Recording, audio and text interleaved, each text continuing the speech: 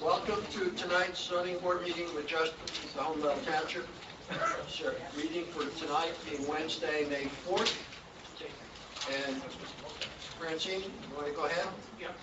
In accordance with the Open Public Meetings Act, NJSA 10-410, and the regulations governing remote meetings, New Jersey NJAC 53915, I hereby announce that adequate notice and electronic notice of this meeting was provided in a notice dated January 5th, 2021 and January 19th, 2022 that was sent to the Asbury Park Press, Two River Times, posted on the bulletin board and on the main access door to Town Hall, filed in the clerk's office, and posted on the township's website, www.holmdeltownship.com.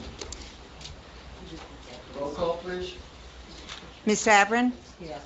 Dr. Blumenthal? Here. Mr. Burkle? Here. Ms. Campus? Here. Dr. Lateef? Here. Mr. Luciani? Here. Mr. Urbanatopoulos? Here. Ms. Perez? Here. And Dr. Shaw. Here. Please rise for a pledge of allegiance and then stay standing for a moment of silence to honor the police and military who've been wounded or killed in action.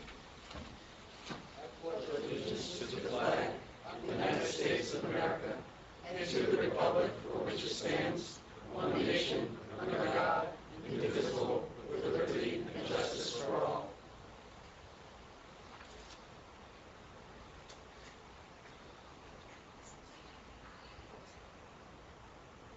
Thank you. We have two public hearings on the agenda for tonight. The first is for 54 McCampbell. The second is continued public hearing on 470 Red Hill Road. We'll take them one at a time, starting with item 1. Francine? Public hearing, 54 McCampbell Road, Alexander and Anna Cosmos, Block 9.03, Lot 13, in the R40B zone, CB variance number 458. Applicant seeks variance relief to construct additions to the existing dwelling, including proposed outdoor pool, patio, and spa. Relief needed for coverage from 15% permitted to 20.4%, rear setback of 66.38%, where 75 feet is required. Front yard fence, height of 6 foot, where 4 feet is permitted, and proposed vehicle gate height of between 6 and 8 feet, where 4 feet is permitted. For the applicant? Hi, good evening. My name is Catherine Kim from Cleary, Giacobbe, Alfieri, and Jacobs on behalf of the owners, Alexander and Anna Cosmos. Sorry.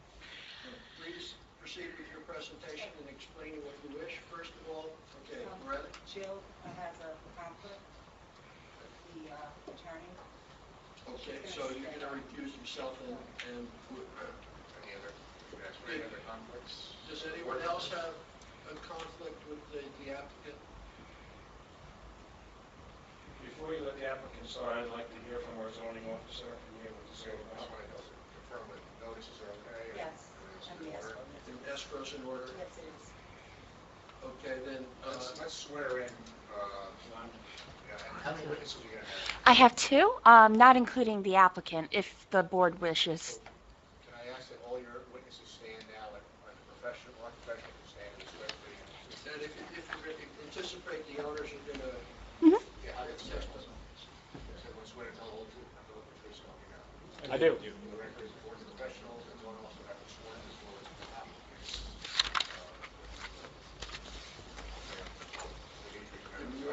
you want Splani to, our zoning officer to comment?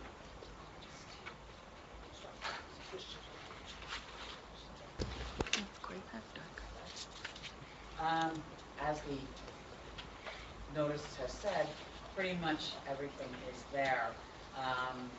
The lot is an undersized non-conforming lot in an R40B. The 2.5 acres are required.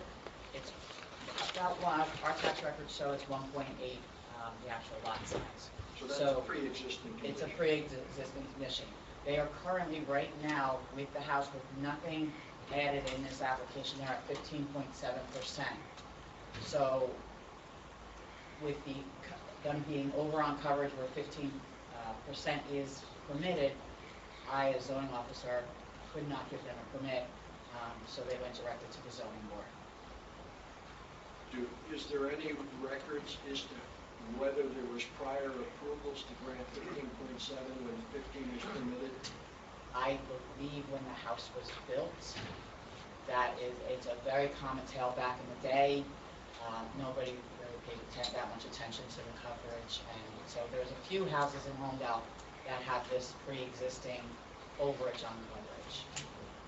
So if nothing else, we need to at least review and clarify for the record that that's the case. Correct. Anything else, Tony? I have a couple of questions, but I guess I'll wait until after. That answers your question? Yep, we've got an introduction to the case. Okay. Go ahead. Thank you, Mr. Chairman.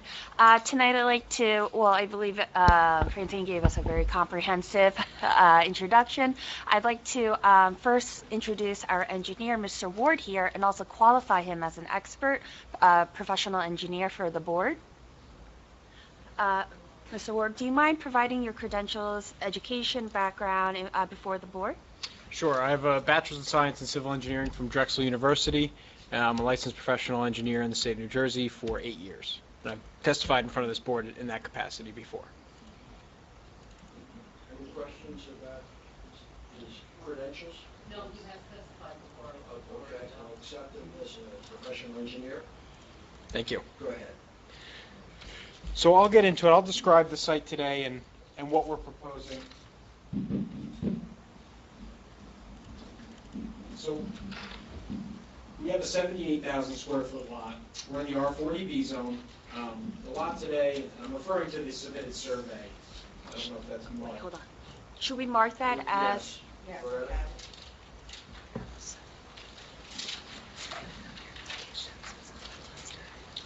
No, I checked all of that because I thought it might have been, but it is not. McCampbell Road has R40A down on this part, R40B, and down further is R40B cluster. Okay.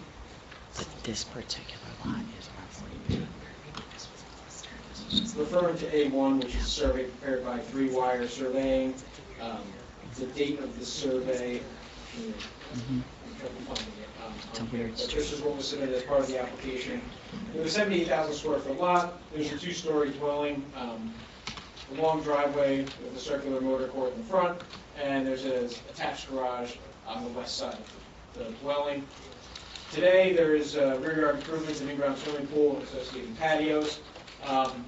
And generally speaking, the site drains from the northeast towards the southwest, where there are some municipal inlet infrastructure on the Campbell Road and off into the shoulder. So the applicant's architect is here to discuss specifically what the changes are to the building, but just generally from a site perspective, the footprint of the building is expanding. There are sections that are single-story additions, and there are sections that are 2-story. But generally speaking, the applicant's proposing to really replace his rear yard improvements. The existing pool is dated, and he'd like to replace that with a new pool. It's a 17 by 38 swimming pool with a spa attached to it. Within a rear terrace area, there's 2 levels on the terrace. He's also proposing open air pergola on the northwest side, kind of, centered on the pool. In terms of, drainage on this property, there are some issues that the applicant has in terms of low spots across his yard that really this gives us an opportunity to fix a lot of that. We're collecting all the runoff from the rear patio areas with a trench drain, and we're directing that and some other lower spots in the yard towards the municipal infrastructure at the southwest corner of the property near McCampbell Road. The goal of that is to, again, provide an area where all the stormwater runoff from the property can discharge into the municipal infrastructure. We did receive a review letter from the Environmental Commission who suggested that we employ some sort of stormwater B&P to offset the increase in coverage. And the way we have this designed is with really this perimeter, it's either PVC or HDPE pipe system. We could perforate sections of that pipe system to allow for infiltration. We can prove to the board's professionals that we perforated to a certain degree to offset the increase in coverage, which I'll describe in a moment. Mr. Ward, what are you can you just, for both? I was pointing to A2 when I was describing Okay, the can I have A2? I beat you to the punch. And A2 is the... A2 is our design plan, dated February 23rd, 2022. This was submitted as part of the board's packet. So in terms of nonconformities here, we have two existing nonconformities associated with the lot itself, the lot area. Lot area is 78,666 square feet, where 108,900 square feet is required. So the lot is undersized in terms of area, and where that stems from is the lot depth. The lot depth here is 190 feet, where 300 feet is required. So the lot is much shorter than what is anticipated in the R40B zone. The chairman alluded to the point that the existing lot coverage is slightly over. We acknowledge that and we agree with that. And the applicant is proposing just under 5% additional square footage here. That equates to about 16,000 total square feet out of the entire 78,000. So the goal of the applicant and the architect in designing the improvements was to, while we acknowledge that we're increasing the lot coverage above what's permitted, was to keep it within the limit as if this lot were appropriately sized for the R40B zone. So that 16,000 square foot number, if you were to divide that into a minimum lot area for the R40B, it would be about 14.6%. So it'd be under what's required. We do further acknowledge that this is not an adequately sized lot, so we understand that we're here seeking variance relief, but the applicant's willing to provide stormwater BMPs to offset any increase in coverage, to mitigate any excess runoff, and obviously avoid any potential impacts to neighbors. One other thing that I wanted to mention is the pergola itself. So you can see that in our plan, and the architect will describe, aesthetically what it actually looks like. It's an open-air pergola, classic pergola, no walls, slatted, roof structure, not enclosed cabana like you see sometimes near pools. Out of an abundance of caution, we analyzed that as an accessory structure, which requires a 75-foot rear yard setback. Our proposed setback to that is 66.3 feet. So that is a variance condition. With that, I'd like to enter in A3, which is not submitted as part of the board package. I'll pass it around. I don't know if you need it. I'll describe what this is. They're 11 by 17 aerial imagery. And what it shows is the property condition as of last fall in September. And what you can see, and the reason for providing this to the board, is that if you look at the northwest corner, specifically where that property line is 200 feet long, that, along where we're proposing the pergola structure, you can see that there's a tree line pretty established along the northwest corner. Further, you can see on lot 4 to the northwest, they too have a rear yard pool and what appears to be a shed or cabana structure. That shed or cabana structure is within 75 feet of the lot line. So we feel, based on what we're proposing, with the drainage improvements and even with the established tree line along that northwest corner, that the proposed variances have no impact on any neighbors, have no impact on the public. The pergola cannot be seen from McCampbell Road, and we're willing, or the applicant, I should say, is willing to provide the necessary drainage improvements to offset any increase in coverage as part of the application. One other variance that we're seeking, which was cited by the zoning officer at the introduction, is the fence site across the front. So the applicant desires to propose a fence with intermediate columns or piers, a decorative fence along the front, purely a decorative fence where the pool and the rear yard will be enclosed by a pool compliant fence separate to that. The fence is proposed to be 6 feet tall, and the gate structure is proposed to be up to 8 feet tall. So that is, we also acknowledge that that is a variance condition. That's all I have to direct. That is A3. That's the aerial image, 11 by 17. Shouldn't they get relief? Prepared today by our office. from that too? The imagery is That's from not gonna be September there, but 21. that is. Okay, I have a couple of questions. So I see the entire structure and I see the part that's on the side yard setback. Any reason why that whole rear No, it doesn't, so I don't think patio, this is a scale. cover, the whole piece can't move over to the right a little bit and then it would be in compliance? I think the best person to answer that is the project architect, who laid everything out. I think there's a reason for why it's cited the way it is. I think that's best to be answered by the architect. Okay, the next question would be, dry well. Are you proposing any dry wells for the backwash on the pool and any other, rear yard there? And maybe also gutters and drainage? So we'll have the pipe system that's proposed, we should perforate it and put it in stone, which in effect is a dry well system, it's a very elongated one. So that's from a stormwater management perspective. If the township requires, the applicant will provide a separate dry well for the pool backwash. We prefer to keep them separate. We've been asking applicants to do that. I don't know if it's in writing somewhere that you have to do that, but we've been asking everybody to do that, especially in this situation. Yeah, I don't see that being an issue for the applicant to provide a full backwash dry well. And with regard to the stormwater aspects, this is something that I was concerned about after I saw the site plan, that essentially there's a total new stormwater system being proposed here for the entire property. Ending up with an 8-inch pipe going into the street inlet. Has the township agreed to accept that? We haven't had any engineering comments back. We'll have to check with the township engineer's office. Because, I mean, today, a lot of residential stuff is more like 4-inch, 8 inches big. And you want to make sure that where it's going into has the capacity to accept that. Yeah, I will say on that note, Mr. Chair, is one, we're willing to decrease the amount of runoff or meet the existing runoff conditions, so we're not anticipating an increase in runoff. And also, I agree with you, those types of connections typically 4-inch, we prefer not to have what's called a blind connection, where we tie right into a pipe.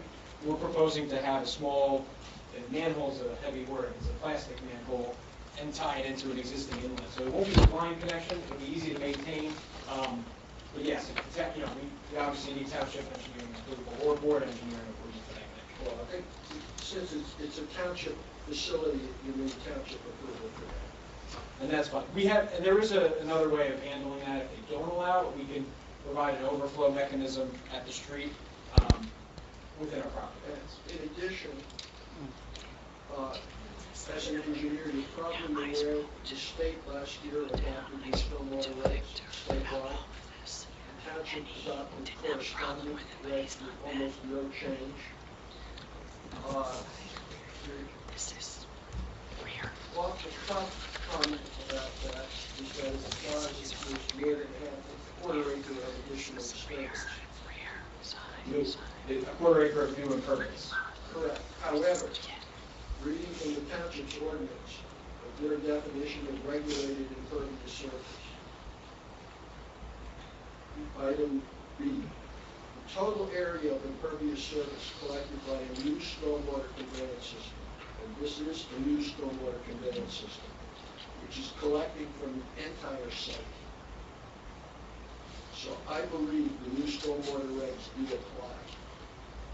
They are state mandates. This board does not have the authority to deviate from that.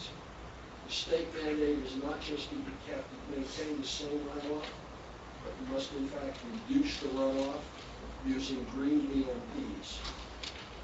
So I think you need to relook at the entire stormwater system in the context of its new township and state rules, and that will affect the whole site plans. This is not just a question of a small driveway. It's a question of reducing the overall runoff from the entire site. Understood, and we'll happily comply with the township stormwater management ordinance if it applies here. I believe that it does apply, and that's something that you have to talk about engineer to engineer, and at a minimum, that's going to have to be a condition. This board doesn't have any authority to waive that. Mr. Ward, I'm troubled by your fence part of your application. Can you point to me any other home in Holmdel that has fences that have? So I did, and Demetria had to add on to that. So in my analysis of the neighborhood, this immediate neighborhood, the enlarged fences along the front are uncommon. This is more common of other zones where the properties are larger, more, I guess, more estate style. It's the applicant's. Not really common anywhere in Holmdel. Occasionally we get a variance for just a gate portion of that high.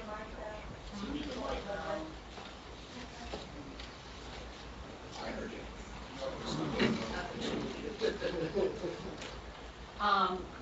Occasionally we get a variance for a gate application where just the gate is going to be higher than the existing fence.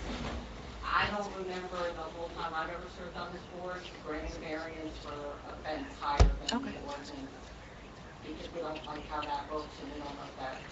You know, every application is unique and doesn't set a precedent. We don't like, generally speaking, that's not the view that Holmdel Township wants for the property. And that's not the way they handle currently work. And it's not anywhere near the current one, because even if you go throughout the entire town, it's not like that's a anomaly. Everyone else has a 7-foot fence. You don't have those fences here on that house. So I don't know what we're gonna do with the rest of the application, but I can let you know that that's troubling to me. I've been looking for you to amend the application to take out the request on the fence. Understood. Yeah, the applicant just advised me that he just wanted to include this as a variance so he wouldn't have to come back in the future should he want to install a fence. But he's amenable to reducing the height of the fence to what's permitted, yes. So you'll remove that from your amending the application to remove a request for a variance on the fence and gate. Correct. Okay. So the gate is also 4 feet? Yep. Okay.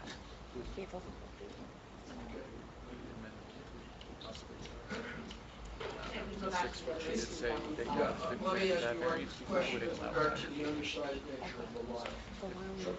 It's obviously from the additional pictures, it's surrounded by other properties, but just for the record, have you attempted to acquire additional property from any of the neighbors so that you could eliminate that situation? No, since this application doesn't call for us having to acquire additional land for purposes of bringing it into a conforming lot area, we did not inquire or see if any other adjacent properties were looking to sell their lots. Other questions from any of the other board members? So it looks like it's a possibility you could reduce this down to only one item and you need a variance. If you could shift that whole rear element to the right, that would comply to them. That one corner is... Well, you still need the coverage there. Yeah, that would be the only one left. That would be the only one left then. If it were to shift. More power.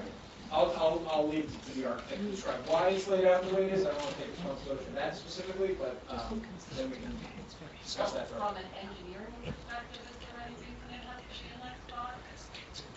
No, there's no engineering reason for it to be where it's proposed. It's an aesthetic architectural issue.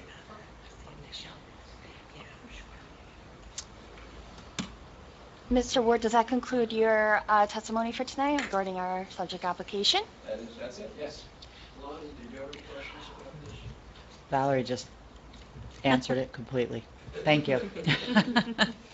I was going to ask the board if we can come back to the discussion of the gate, the vehicular gate, not the fence, just the gate. The architect wanted to just kind of describe why we're asking for a higher height than what the ordinance permits, but it's only for purposes of presenting why we were asking for 6. You're free to provide whatever Yeah. testimony you wish. So you're amending your application? So I didn't know we were talking about the vehicular gate. I thought we were only talking about the fence. So the fence, the applicant is willing to bring it into conforming So you're still asking for a variance for the gate. height, and If the that's architect something is that, gonna ask yes, the architect is going to provide us further testimony on that, and it's obviously up to the board to grant or deny that specific variance. So I just wanted to let you know that we the architect is looking to revisit that. Okay, well, let me just, for the moment to finish up, with regard to the stormwater. My reading in this subject of review, whatever, is that by putting in a new stormwater system, the way the new state regs and township regs, you're required to meet them for the entire property. This system does drain the entire property. So in order to do that, it must be done with green VMPs. And that's, I think, going to be, and it must reduce the off-site drainage from the current flow. That's correct. And there's a variety of rules involved. So that will involve potentially some rain gardens, some dry wells, any of a variety of things which, to my mind, impact the site plan. So potentially that could be dealt with later between you and the board engineer. Alternatively, I'm almost questioning if it isn't such a major situation that we need to ask you to revise that before we do final consideration. So I just want to put that on the table before we go ahead with the architect. One point on that, Mr. Chair. We are connecting, so one of the things, we're collecting runoff from the rear patio. Just hold on. So, yeah. Yeah, okay. We're collecting from the surface, the new surface patios. We're collecting those areas. We're not collecting from the roof or the driveway or anything like that. What we are collecting from the yard, which is the newly connected, is what's along the perimeter. So those areas, and again, if we're seeking to keep those where they're proposed, they're not necessary. This perimeter drain system was a means to correct some low spots that are in the rear yard.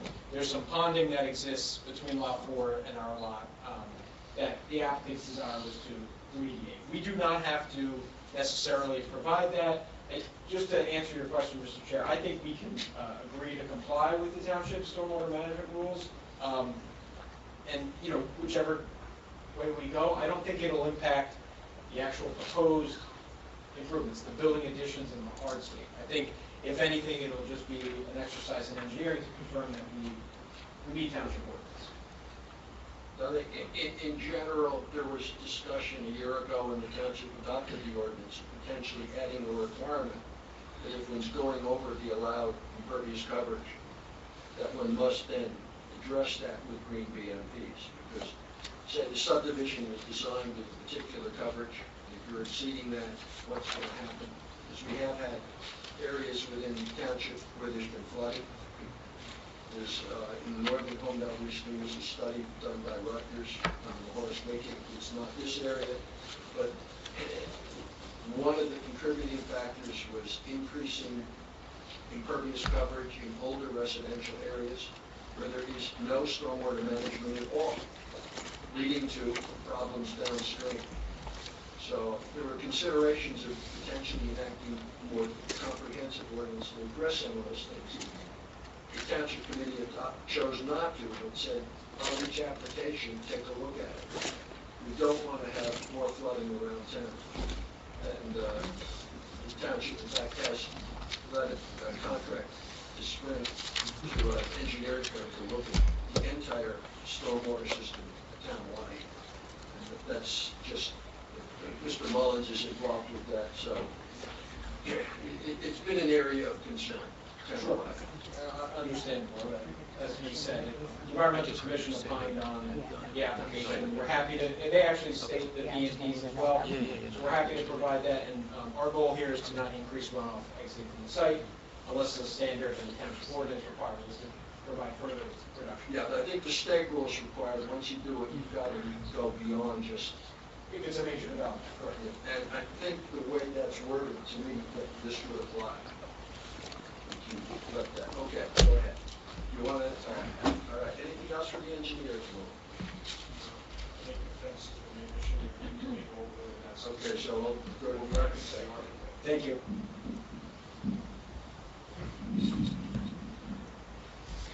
Thank you. Okay, I'd like to call up our next expert witness here.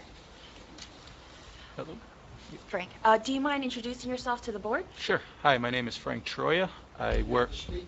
I know, so I apologize. You have to speak right into the mic. I apologize. My name is Frank Troya. I work for Plan Architecture. I am a licensed architect there within the state of New Jersey.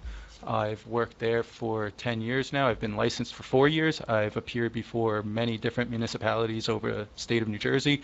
Holmdel, this will be my first. Does that satisfy the boards to qualify him as an expert architect? Any questions about credentials? Can you tell us about some of the towns that you worked in? Oh, sure. Yeah. Mostly we do a lot of work in Bergen County, so I've appeared before Paramus, Township of Washington, Rutherford, Little Falls, Montville, Morristown, Westwood, Woodcliff Lake. Again, a lot. Looking for similarities to our town. To your town. I mean, we've done work in Bernardsville. We've done work in Montclair. We've done work in Chatham. We do work through a lot of northern part of the state. We really don't venture too far down south because of but very similar style homes, very similar scale homes that we design. Thank you. You want to go ahead with your testimony? Sure. Thank you.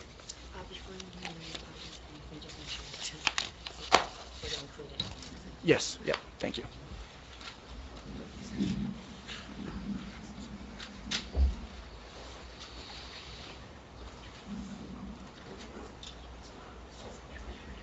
Good evening tonight, board. Thank you for taking your time. I guess I'll just start real quick with the gate because that was a topic that was already brought up. So the reason why we were requesting to have a taller gate at the entrance was really to try and provide significance as that's the entry point to have a higher gate. In a lot of towns we have worked with in the past, typically they do allow vehicular entry gates to be taller, so we were just requesting it on that basis to be more prominent. If the board feels like they do not want it, we will comply with the 4-foot rule, but that was the reason behind having a higher gate. So I just wanted to start on that. Well, can I comment on what you just said? Of course. So have you driven up and down the Campbell? I have one, yeah, I've been there a few times to the site, so during that So the time. next neighbor to the right has a white post and rail fence. Yep. So one of the things that I'm concerned about is when an applicant comes in and does something, I'm sure it's going to look gorgeous, so I have no doubt about that. But how does it conform with the rest of the look of the neighborhood?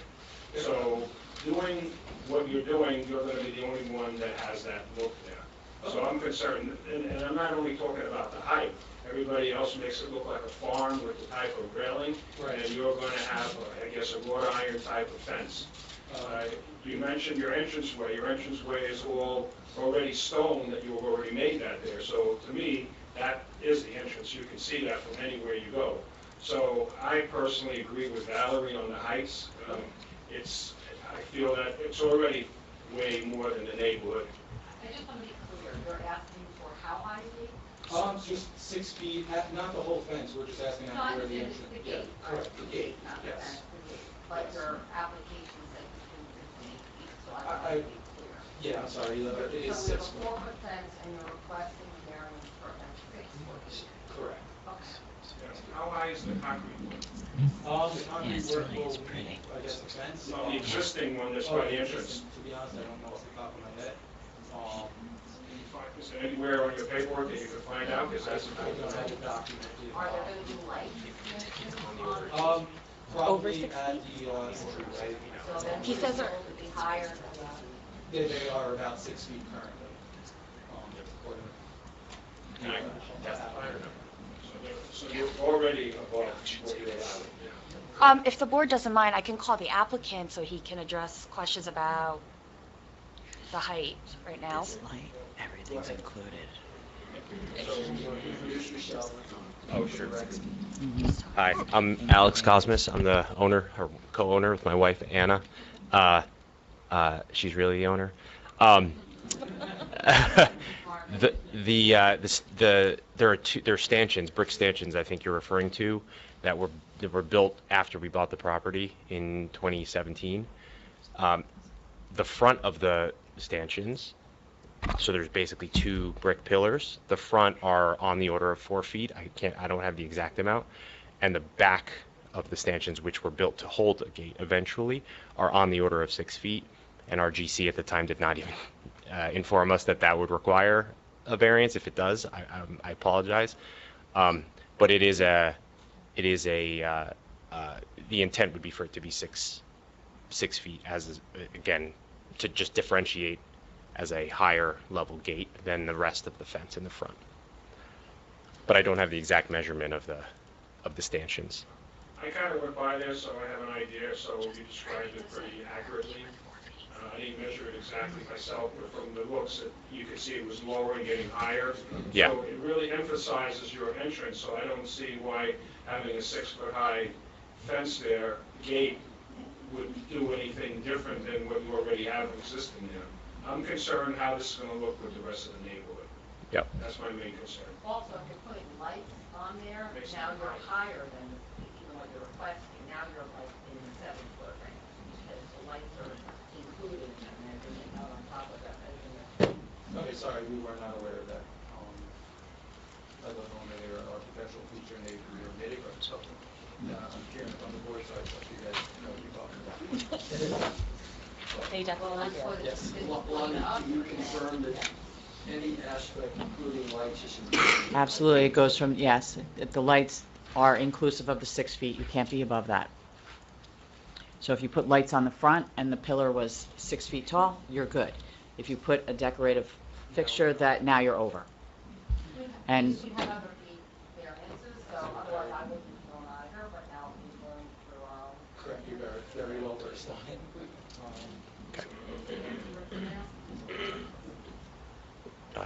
So I have a couple of words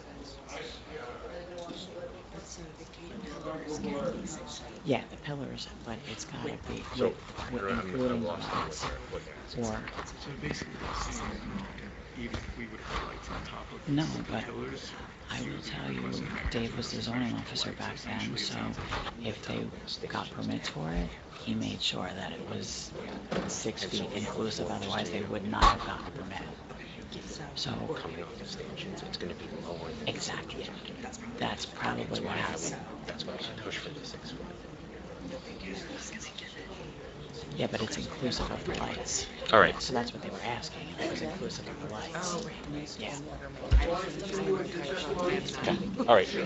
Oh, you missed the last one. Well, this was, They put them right hard.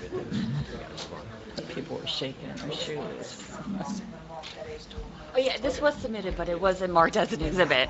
Yeah, that's what it was. I'm sorry. The gate, the driveway gate. I'm guessing he's the one from your church. Yeah. thank you, sorry to stand with the gate. That's 6 So I'll feet. continue my presentation. Yeah. On our side, As long as it's 4 feet, so these are probably 4 feet.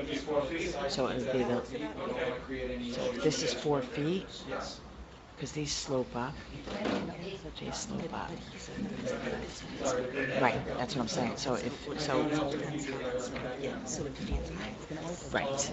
So, on our title sheet labeled A000, we have a series of renders to show what we are proposing. There's a series of renders along the front of the house as well as along the rear of the house. We are proposing to, through the additions, really create a sense of balance and symmetry on the existing home as it currently stands. It's very asymmetrical. It's also fairly outdated, so we're looking to bring a modern, sleek, updated renovation to the exterior as well as the rear. At the rear of the home, we are proposing to create a more connected, entertainment-friendly area. Currently, there is a pool on the site. Currently, there is a rear patio. Once I walk into the plan, you see it's very disconnected from the rest of the house. It's not easy to entertain while being inside. It doesn't flow very nicely from the inside to the outside. So predominantly that is what the clients hired us to do, is create a better flowing house that allows them to entertain there with a good amount of space and to be able to create a nice flow from the inside to the outside. I'm going to flip over to sheet A100, and here is the existing house as it lays currently today. I'll walk you through quickly on the first floor plan. We have a 3-car garage. It walks into a very small mudroom. It's very tiny. It also is where the laundry room currently sits. There's a small mudroom that then goes into the kitchen. Within the house is very discombobulated. On the first floor, there's an entertainment space. There's 2 living rooms that are disconnected from the kitchen. There's disconnected from the dining room, and there's really not a good flow. Even from the kitchen to the outdoor deck at the rear of the house, it's very far across on the other side of the house. So we're aiming to try and create these spaces to be more connected. On the second floor, currently it sits as a 5-bedroom house. We are not proposing to increase the number of bedrooms. We are only, on the second floor, proposing to add a formal laundry room up there to make it more convenient for homeowners, and in doing so, relocate their master bedroom, their master bathroom, and their master walk-in closets. You can see at the top of the sheet, we have photos of the existing house. It's your typical 90-foot facade that is wrapped around with vinyl siding around the sides and the rear.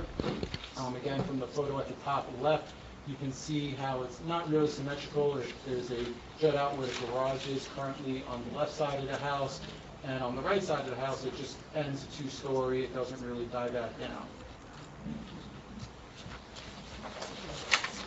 On the first floor, we are proposing to try and open up the interior space so that it is more open for when they are using the house for themselves and also while they are entertaining, as I previously stated. We're proposing to keep a 3-car garage. However, instead of having a standard size garage door and an oversized garage door, we're proposing to break it into 3 single garage bays. But the garage will stay the same 3-car size. What we are proposing to add at the rear of that is some additional storage space, because when you have 3 cars in that garage, there really doesn't leave much room for storage. After leaving the garage, we are proposing a formal mudroom, which would have ample storage for the homeowners, stuff to put it, their belongings. We are also proposing a better sized powder room that is more easily accessible from the outside, especially where the pool is for when they entertain and have friends over. Lead in from there into the kitchen. We have a kitchen that's open to a family room. Door there? There is a graphic line there. I apologize, but that is a open hallway into there. I do apologize for that. That line should not be there. You walk through the mudroom into the kitchen. The kitchen is open to the eating, and it's also open to the family room where the family would hang out and entertain on their daily, day-to-day lives. These 2 rooms are now very well connected to a rear terrace that we are proposing that is also connected to an outdoor kitchen that's off of the main kitchen and off of the eat-in. If we continue down the house, we have this sitting room that is really just space that was there. It's an additional sitting room for entertainment, and that leads down a long corridor to where we have this conservatory for. It's a room that the homeowners can use when they have their bi-yearly large entertainment, large family gatherings where they can entertain and host a lot of people. We are maintaining the existing bedroom that's on that floor. However, we are separating from being an ensuite to being a separate bedroom and a separate bathroom. Again, so that bathroom can also service while they're entertaining guests in their conservatory. All of this we are trying to connect to the rear of the house. So what we are proposing at the rear is this large, expansive, uncovered terrace that runs across the rear of the house so that it can connect a covered lounge area that connects to the uncovered terrace, also connects to the pool. We also removed the existing pool because it did need ample work to bring it up to speed. So rather than spending the money on the existing pool, we'd rather put in a new pool. It's actually it's around the same size, but it's more efficiently shaped by being a rectangle. This pool is now on axis with the main entry. When you walk in, it's more related to the spaces from inside to the outside. I know we were talking about this covered pergola and whether or not we moved it, or why did we place it where we did. We placed it where we did so that it has a good connection to one, the pool being on axis with the pool, and also on axis with the outdoor kitchen so that it could have a nice connection. It was honestly only brought up after we started discussing the variance of whether or not we even needed a variance for it, because it's really not even clear, at least what I've seen in the ordinance, if that is actually considered an accessory structure. It really does not have a foundation to it. Is it gonna be on an existing patio? It's not it's going to be on a new patio. So the patio is your problem. The structure height is also a problem. It can only be 15 feet tall. Correct, that's all. So usually they're 10, 12 feet tall, but your variance is coming because of that patio. So the open air thing, it doesn't matter. It's got the foundation of a patio on it. That's your accessory structure. Okay. Okay? But you do have the height factor with the pergola. The setback variance was for how many feet? It's 66.38 where 75 is required. So it's less than 10 feet. So, I mean, if, I'm just looking at this plan here. What about on the other side? Pool 10 feet to the right, then that wouldn't be needed. Right. I mean, so we could try and look at that. It would throw off some of these symmetry, but that would be variance, so that means you're down to just one variance. I do understand that. So, Yeah, I mean, that was our thinking behind there. that right? Yeah, Alex, if there's shift this over. shift that, well, we'd have to shift that and the pool because, we want to keep at least 5 feet between the pool and there. So we'd really have to shift all of this over a little bit. Right now, that's centered Does that on affect the house. their ability to get access from the What is existing? this distance? Oh, do you know that distance roughly? Is that, it says 8 feet, so call it 10 feet. You're saying we shift it over? I mean, but so it's not even this, it's the patio they're saying, so we have to shift all of this. No, I understand, but if we move from here, we're good to go? Oh, so they're changing it. Yeah. Yeah, so they're not putting a privacy fence in front of the school. But now Okay. that they're not gonna Okay. do the 6-foot fence, I Yeah, can so just after discussing commit it for a with 60% we can open shift the 4-foot pergola to fence. a location that would comply with the setback requirement. So we would be eliminating. Where we're gonna shift it at, but we'll make it comply. It's Like I not a said- hardship to move it over a couple of feet to the Um, applicant. Is it gonna be a big deal to do No, that? no, like I said, when we were designing it, we didn't know that it was gonna require a variance. It wasn't until we already had the application, we said, you know what, let's just keep it where it is, and if we have to shift it, we'll shift it. We'll find a new home. I don't want to make Can't this they like just move it difficult, on- so why if can't they move it's it not a over big deal for him to move it over 9 feet, that's fine, but if it is a big deal, I'd like him to speak up. No, I'm not building it, so I don't think it's a big deal. I think we can In the find grand a- scheme of things, this is not a big deal. I think we can find a new home for it that will work perfectly fine for the applicant as well as the design. So then I will, One variance, so one variance. the lot coverage. I don't think we're gonna be able to eliminate that. Right. I will flip to Patio, the next it's sheet, that, which is they page do, 201. yeah, they gotta cut that back. And again, on the second floor, like I said, we really are only proposing a 2-story addition at the rear of the house. The rest of the additions are only 1 story, especially the main addition this way, where we set back the property line. It's important to us to keep that to 1 story so that we really don't encroach too much on the neighboring property, even though the neighboring house is completely on the other side of their property. But on the second floor, as I was Yeah. mentioning earlier, we turn the existing master bathroom into a formal laundry room. This will make doing laundry in standard household task much easier for clients and homeowners. We had relocated the master bathroom over the outdoor lounge area we're proposing on the first floor. And then we are just, again, create more of a symmetrical balance on the home. We extended out the second story a little bit this way, and we added another walk-in closet, but mainly that was from an aesthetic point of view from the facade of the home, not so much spatial requirement, but we think it really does help add to the function of the house and the bedroom itself.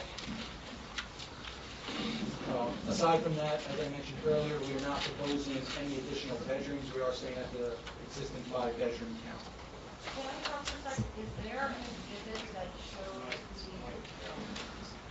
Is there an exhibit that shows where the proposed house is going to be on the survey? I want to see where it is in the relation to the... I think it was Yeah, I believe, Catherine. It was Exhibit A2. A2?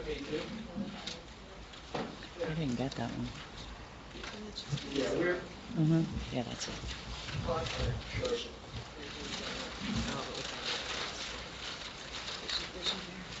Mm-mm. Mm-mm.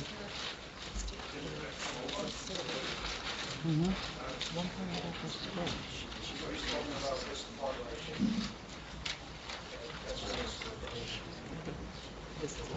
I'm just pointing around.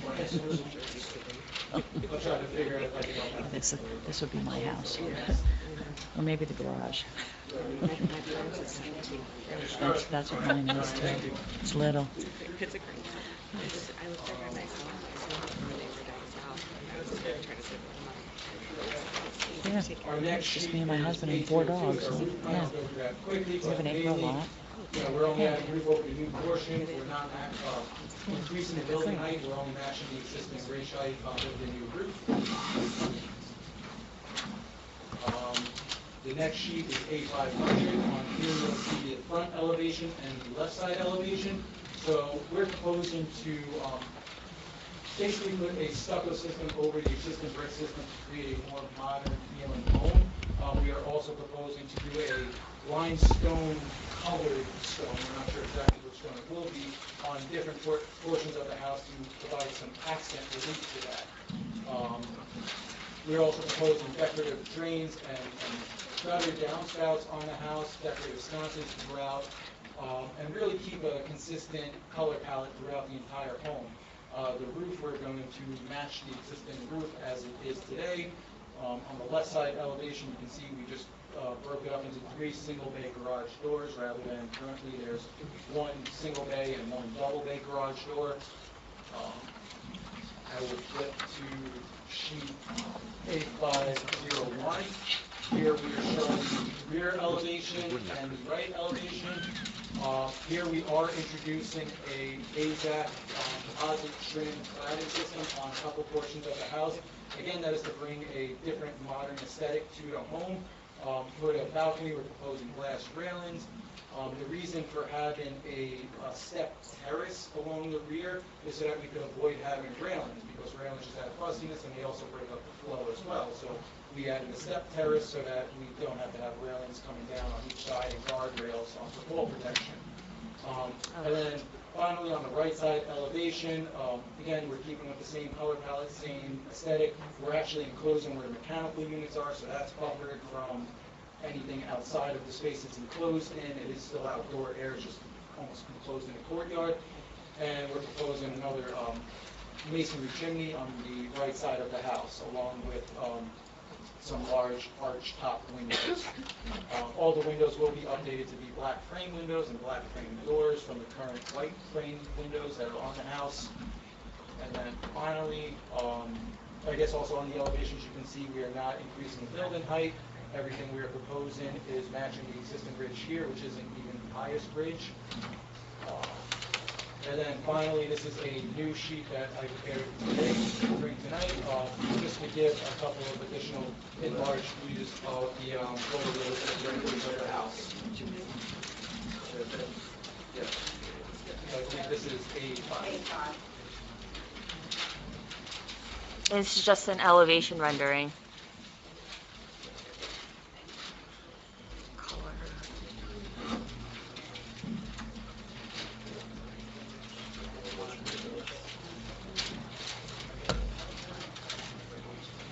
And with that, I wrap up my testimony, and I will submit any questions the board might have. Lonnie, do you have any questions? Okay, Bob?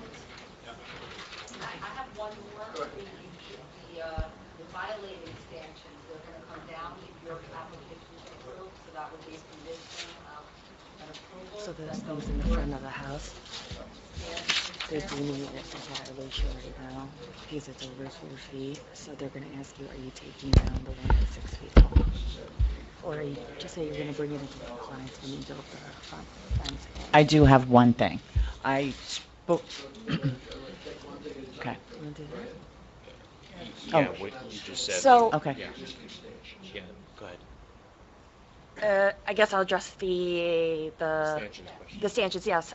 The applicant is looking to bring them into conformance by lowering them to the conforming 4 feet so that we can build a fence and then the gate. These are actually part of what's going to hold up the gate, so they're, I guess, Just because they're in violation, so either they have Mhm. to come down or we have to consider a variance for them because they are actually not. yeah. So, Just say it. So we are bringing into, compliant. Mhm. We'll make them compliant. At 4 feet, then we're good. Okay. Yes. Yeah, I spoke to Victor, our Director of Infrastructure, this afternoon.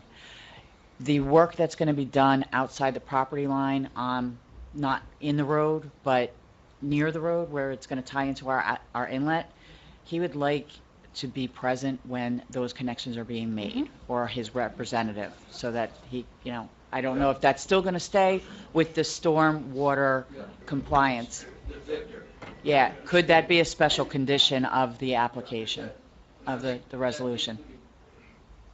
discussed with the town engineer, because that's tying into the township drainage system.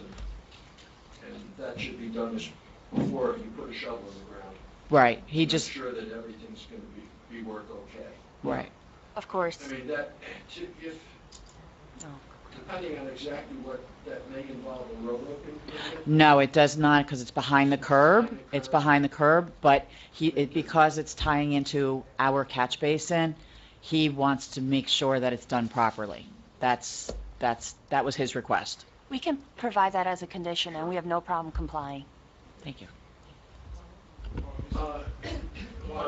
Does he want any kind of sketches showing how they're gonna connect to it? Well, I'm sure they have to provide something to our engineer, Correct. so Victor will get a copy of those plans, as he usually does for stuff like this. So that has to be a condition also that, The those plans drawings for are that has to, well, it has to be reviewed by the town engineer and also the board engineer. And then the zoning officer will need to be able to pass it on to the DPW. Absolutely. and then what about the dry well? Are we gonna need sketches for that too? Well, the whole stormwater system needs to be So planned that out. was gonna have to be part of the special condition. You still have to Yes. address these. Yeah, I mean, my The entire property is under further review, review said and the new stormwater regs do apply, and we can't waive them, so they have to meet them. They verbally indicated they would do so, and so, Well, but that'll be part of, if we were to grant the variance, then the conditions would be that they need to comply with all township, they need the approval of the township, of course, and the zoning board engineer, in terms of anything they can install. Correct. Any required stormwater management requirements, dry wells, whatever it is. So that would probably be the whole special condition. yes. About Yes. that, and also specifically that the township, and DPW would be alerted and given ample opportunities. Because my gut is that they're saying there are wet flow spots that would be probably a good spot for a rain garden or something like that, as part of the green BMPs, to address that whole thing, and then it meets all the rules. Clarify the condition. If the town and Bob design a system that meets the current stormwater regs, and does not require dry well, will still require a dry well, or that's only, No, I just want to make sure. I don't- Keep talking about dry well. I don't think we should specify a particular type of BMP, but that they need to incorporate however they choose to do the design, because there's a myriad of options in the regs as to what kinds of BMPs to use. They can select, they design it, and they have to show their design calculations to the board engineer and to the town engineer as to how much is going through the pipe and what's connecting to whatever pipe, so that all of the people can be comfortable that what's being proposed is going to work. I was more concerned with the backwash from the pool. I didn't even ask the question if it's gonna be fresh or salt water, because that would make a difference, that's gonna go into. My person, we don't get time on anybody else. Yeah, we talk about it. It's not a requirement for in-ground pool, and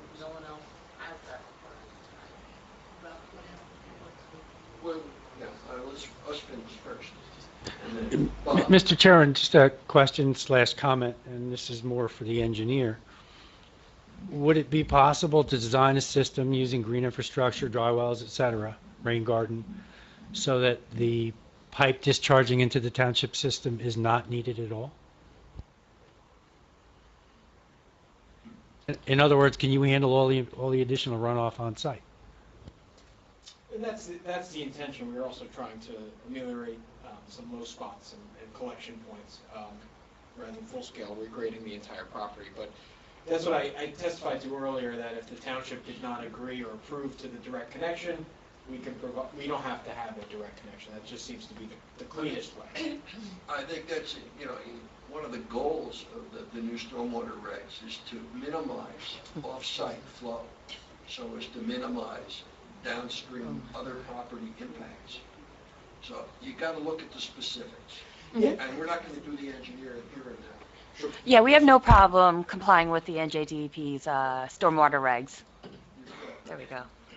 We leave that to the experts to roll up their sleeves and sharpen their pencils and come up with an appropriate plan that is reasonable, hopefully, and meets all the needs, including for the homeowner.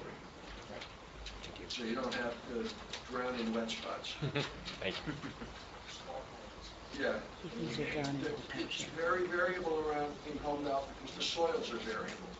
Some areas the drainage is much better, in some areas it's lousy. I can speak for myself, and when our house was being built, under the living room was rock hard clay. When the septic system was being installed, pure sand, the bulldozer got stuck in the sand, had to get another bulldozer to pull it out. Okay, so that's the way this town is. Okay, any other questions from any of the board members? Gaurav, you've been sitting down there quietly. Do you have any, okay? Anyone else? Okay, in that case, He's my favorite. appropriate to open the floor for questions and or comments from members of the public. If you're going to comment, we'll ask you to be sworn in. Does anyone here wish to comment on this application?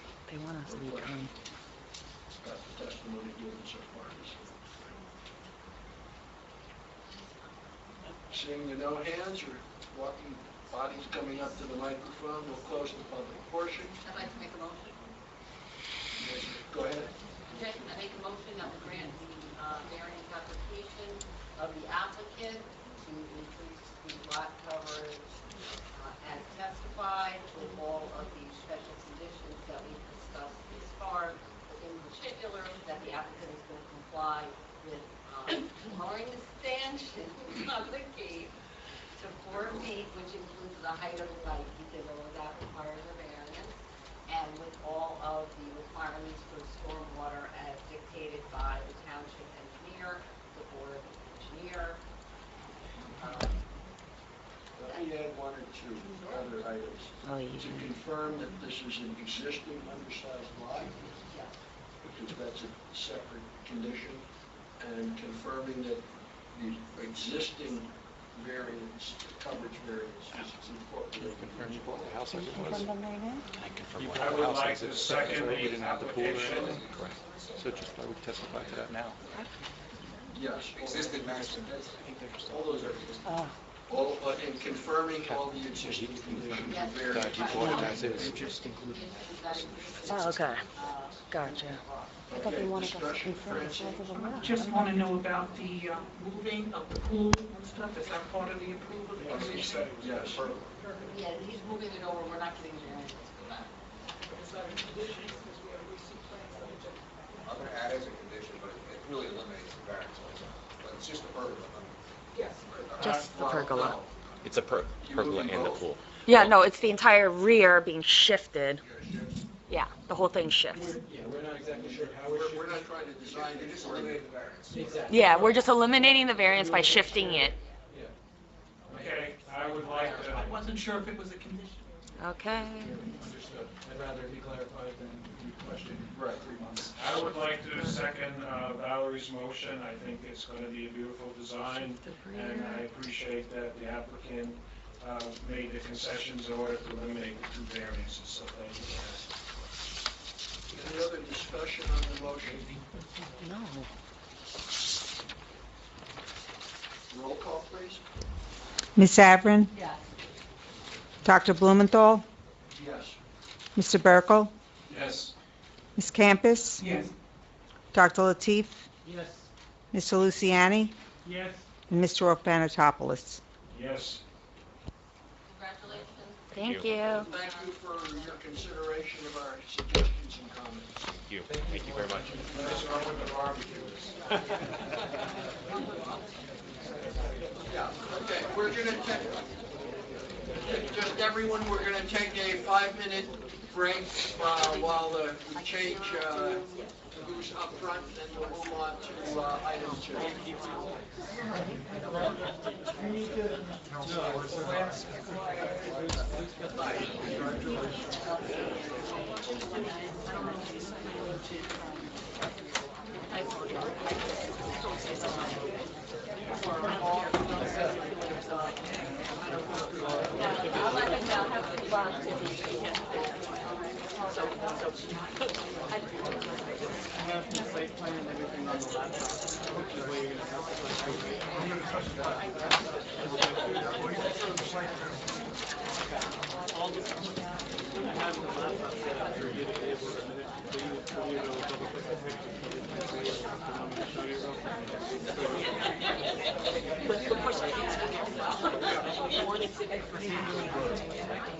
I don't think so. We have one.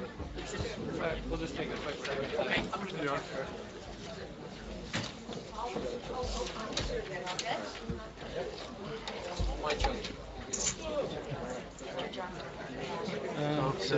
Okay, those are the photos, just click each one then. Yeah, photo 1, view from exit. Yeah, okay. Photo 3, photo 4, those are the 4 Okay, photos. okay. That's the aerial view. Yeah, And okay. then the display. Yeah, fine. Okay. And just double, No problem. they'll come up. Yeah, okay, yeah, no problem. I'm right here. It's just easier if you drive when you Don't pile on the roadway, but I'm sure we'll approach it slowly. Let the road signs up there.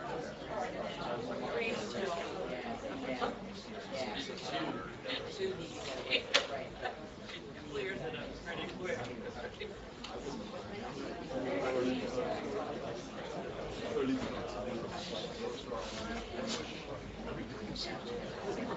Wait out there.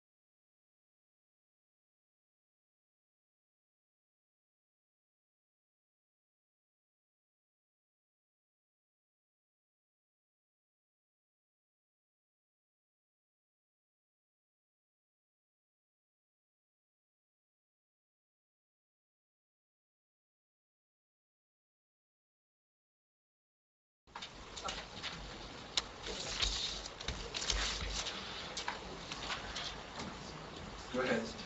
Wait, Loretta's it's on? Okay.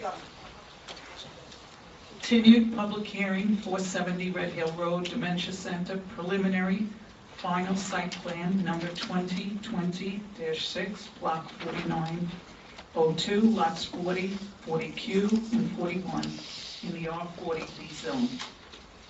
Applicant seeks a use variance to create an assisted living residence, which will be a facility for those suffering from dementia for 105 residents. The facility will consist of a state-of-the-art residential memory support program that will house a variety of innovative programs and building design concepts, including an assessment program, educational services, and extensive community outreach and support. So continued public hearing on this application. Just to inform people what we anticipate may occur tonight and may then get carried to another night. It's the applicant's responsibility to put their case on, and they're continuing to do so. They do have a couple of witnesses that will be testifying tonight. And I'm guessing I don't control how long everybody talks or how many questions people have. That we will likely finish with that tonight, maybe. Additional testimony yet to come on this application is there are 2 objectors, and they have a couple of witnesses. Our anticipation is that that will not occur tonight, that after the objectors are heard at another evening, then there will be an opportunity for public comment. Again, how long each individual comment is and how long that takes, I do not know, but it is potential that we'll get through that at the next hearing. There may also then be a summary from the applicant for discussion and the like, so exactly when we'll get to the final piece of this and a vote, I can't guarantee. It's probably not tonight. So with... Definitely not tonight. Right, okay, it's definitely not. It's not going to be tonight. So with that, let me turn it over to the applicant to continue their presentations. Thank you very much, Mr. Chair. I'm Ann Studholm with the law firm of Post Pollock. I'm filling in for Sandy Brown tonight because unfortunately he has COVID. So this may be my only appearance before this board, putting the witnesses through their pace. I've got 2 witnesses. I understand that you guys usually stop at 9:30? It varies. We don't like to cut people off in the middle of a sentence. Okay. If it's 9:25, fine. If it becomes a few minutes later, that's okay. I don't have a rigid clock. Fine. We want to be practical. We want, from my point of view, let's get as much done as we can and yet not fall asleep here. Okay. What I'll do is I have 2 witnesses. One is Hal Simoff, who I understand has been sworn before. You've heard from him obviously last time, and I think maybe even before that.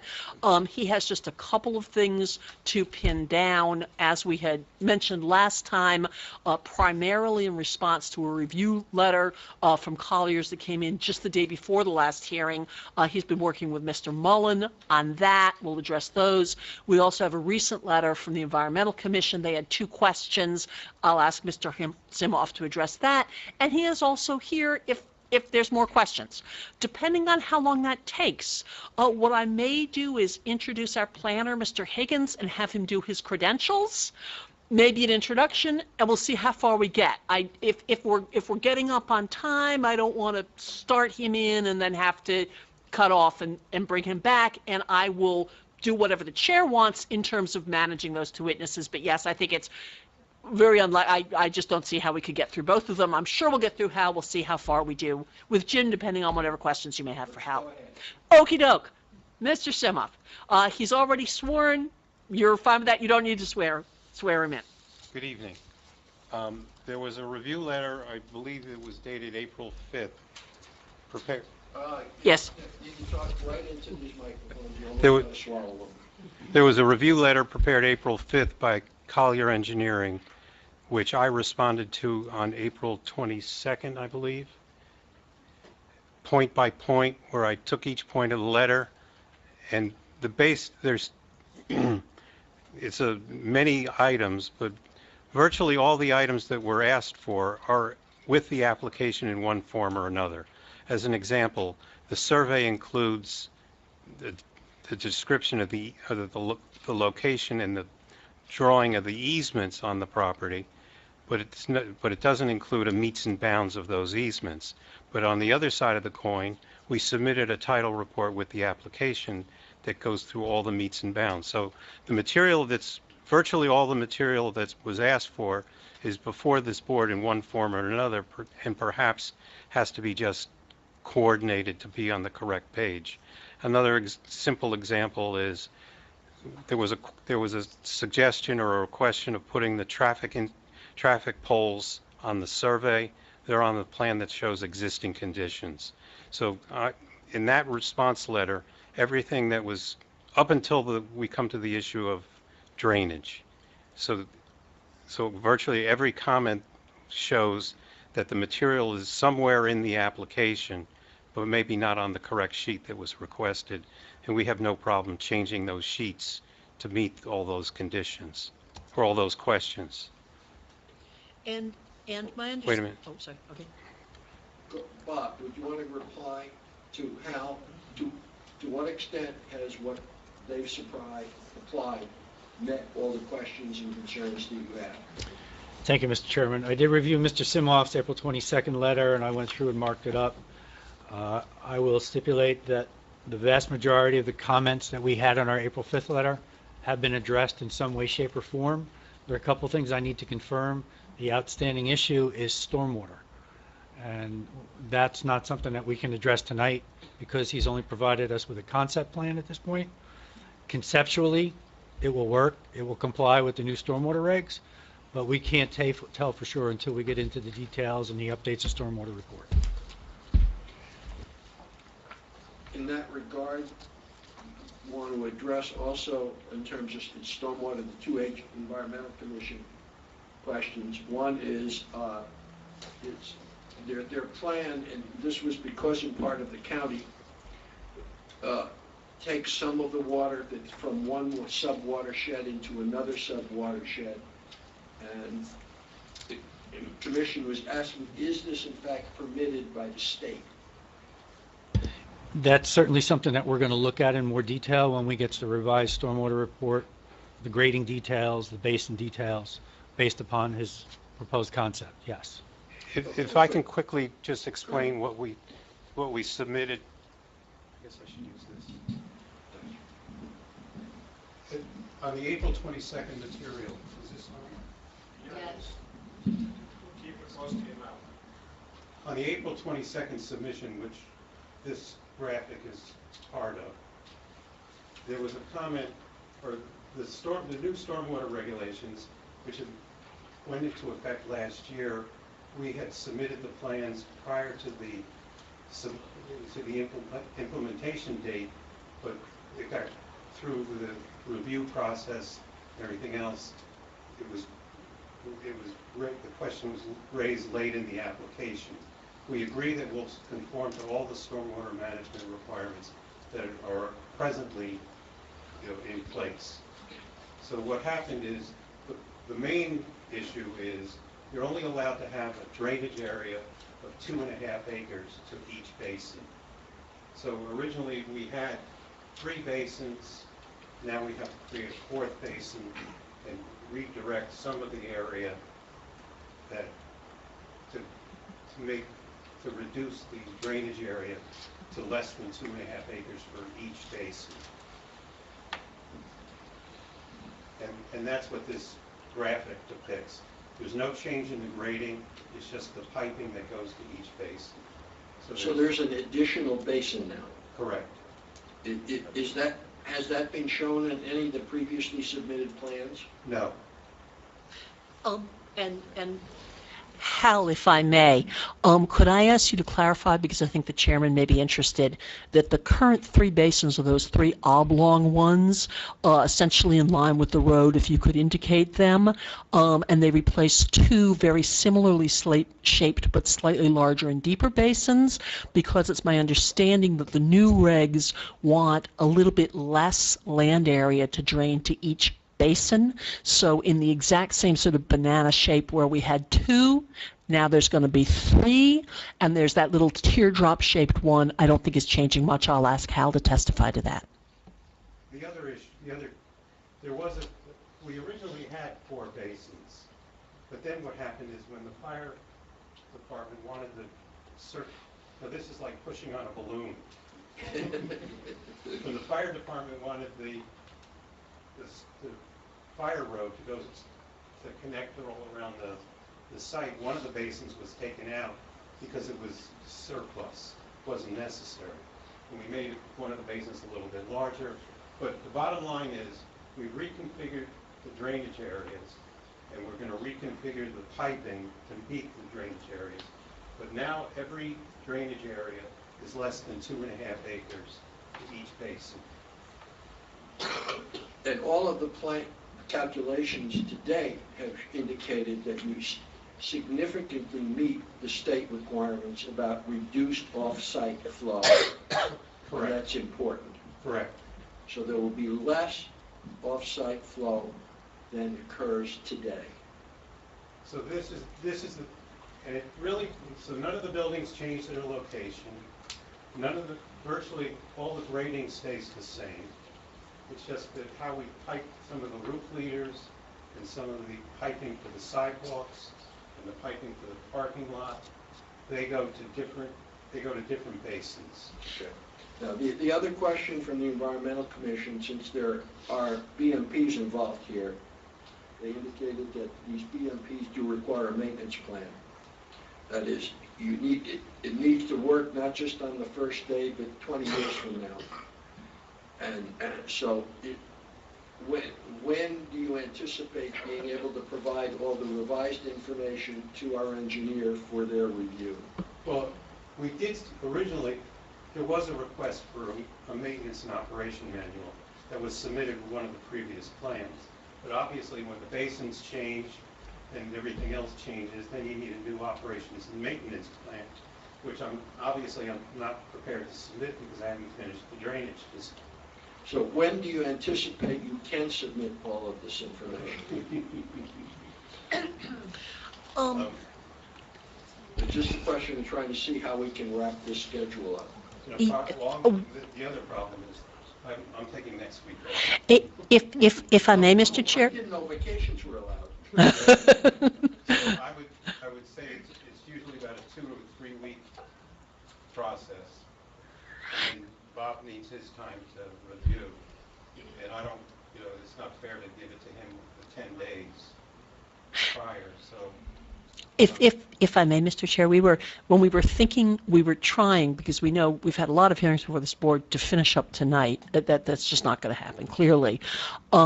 We had been talking to Hal, and I think he talked to Bob, about possibly making this a condition subsequent, given that my understanding is that the engineers agree that, luckily, thank God, the new regs aren't going to affect substantively the drainage. It was already fine. It's going to be fine. It's not a big change. I'm not sure at this point that I have to ask for a condition subsequent, though I don't know if either Hal or Mr. Mullen would like to comment that it could be appropriate if we get to the next hearing. And again, Hal has to get the calculations, doesn't want to jam Bob up. He might have to take a little longer. My understanding is it's the sort of thing that is done as condition subsequent all the time. I don't know that we have to make that request and decision tonight because we're clearly going to be back. But if either of them wants to address the possibility of that, I'd be grateful because that gives me a little feeling for what could happen, I think maybe for the chair as well. Well, I expect I could probably get the report in about 3 weeks. Bob, is this conceivable for you to also be a condition subsequent? I mean, we're not talking being out of sync by months. Right. We're talking about, is it all done by, say, the next hearing or whatever? Or it might go beyond the next hearing. If we want to finish the next hearing, can they say, well, it'll be a condition subsequent, they're working together well, they'll work it out, and obviously will be directed by Bob.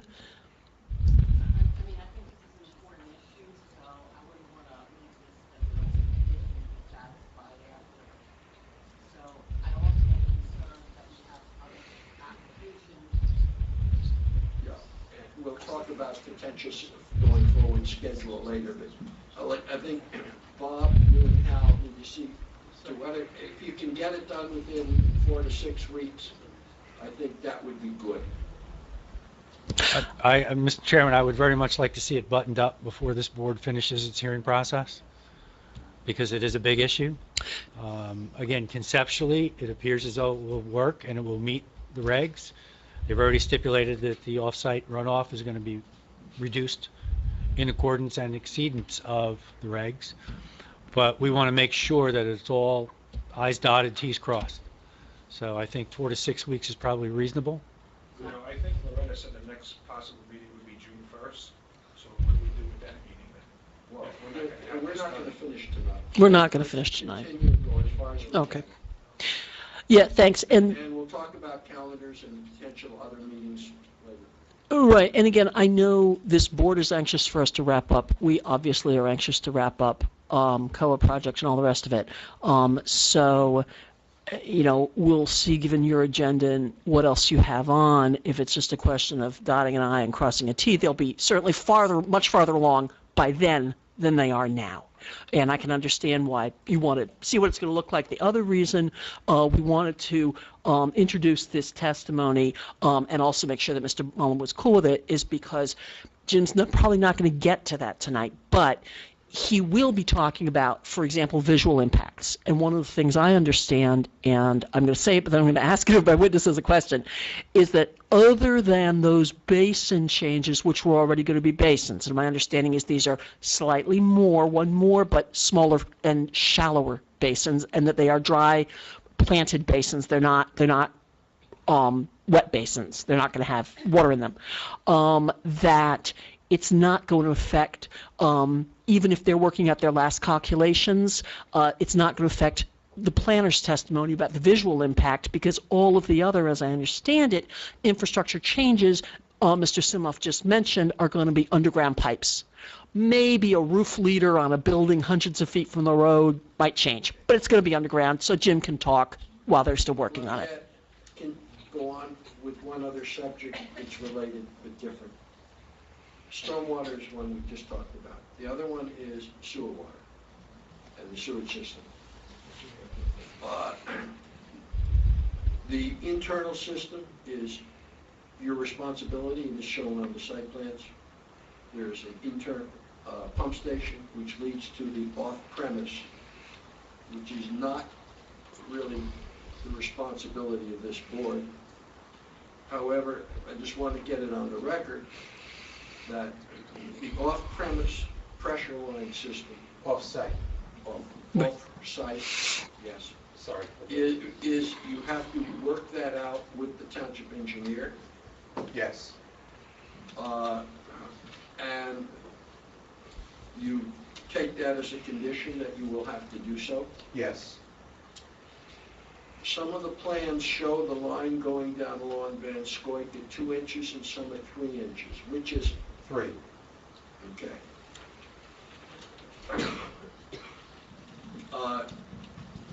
And that, again, there's mechanical facilities on site, and that you will be responsible for the maintenance of that.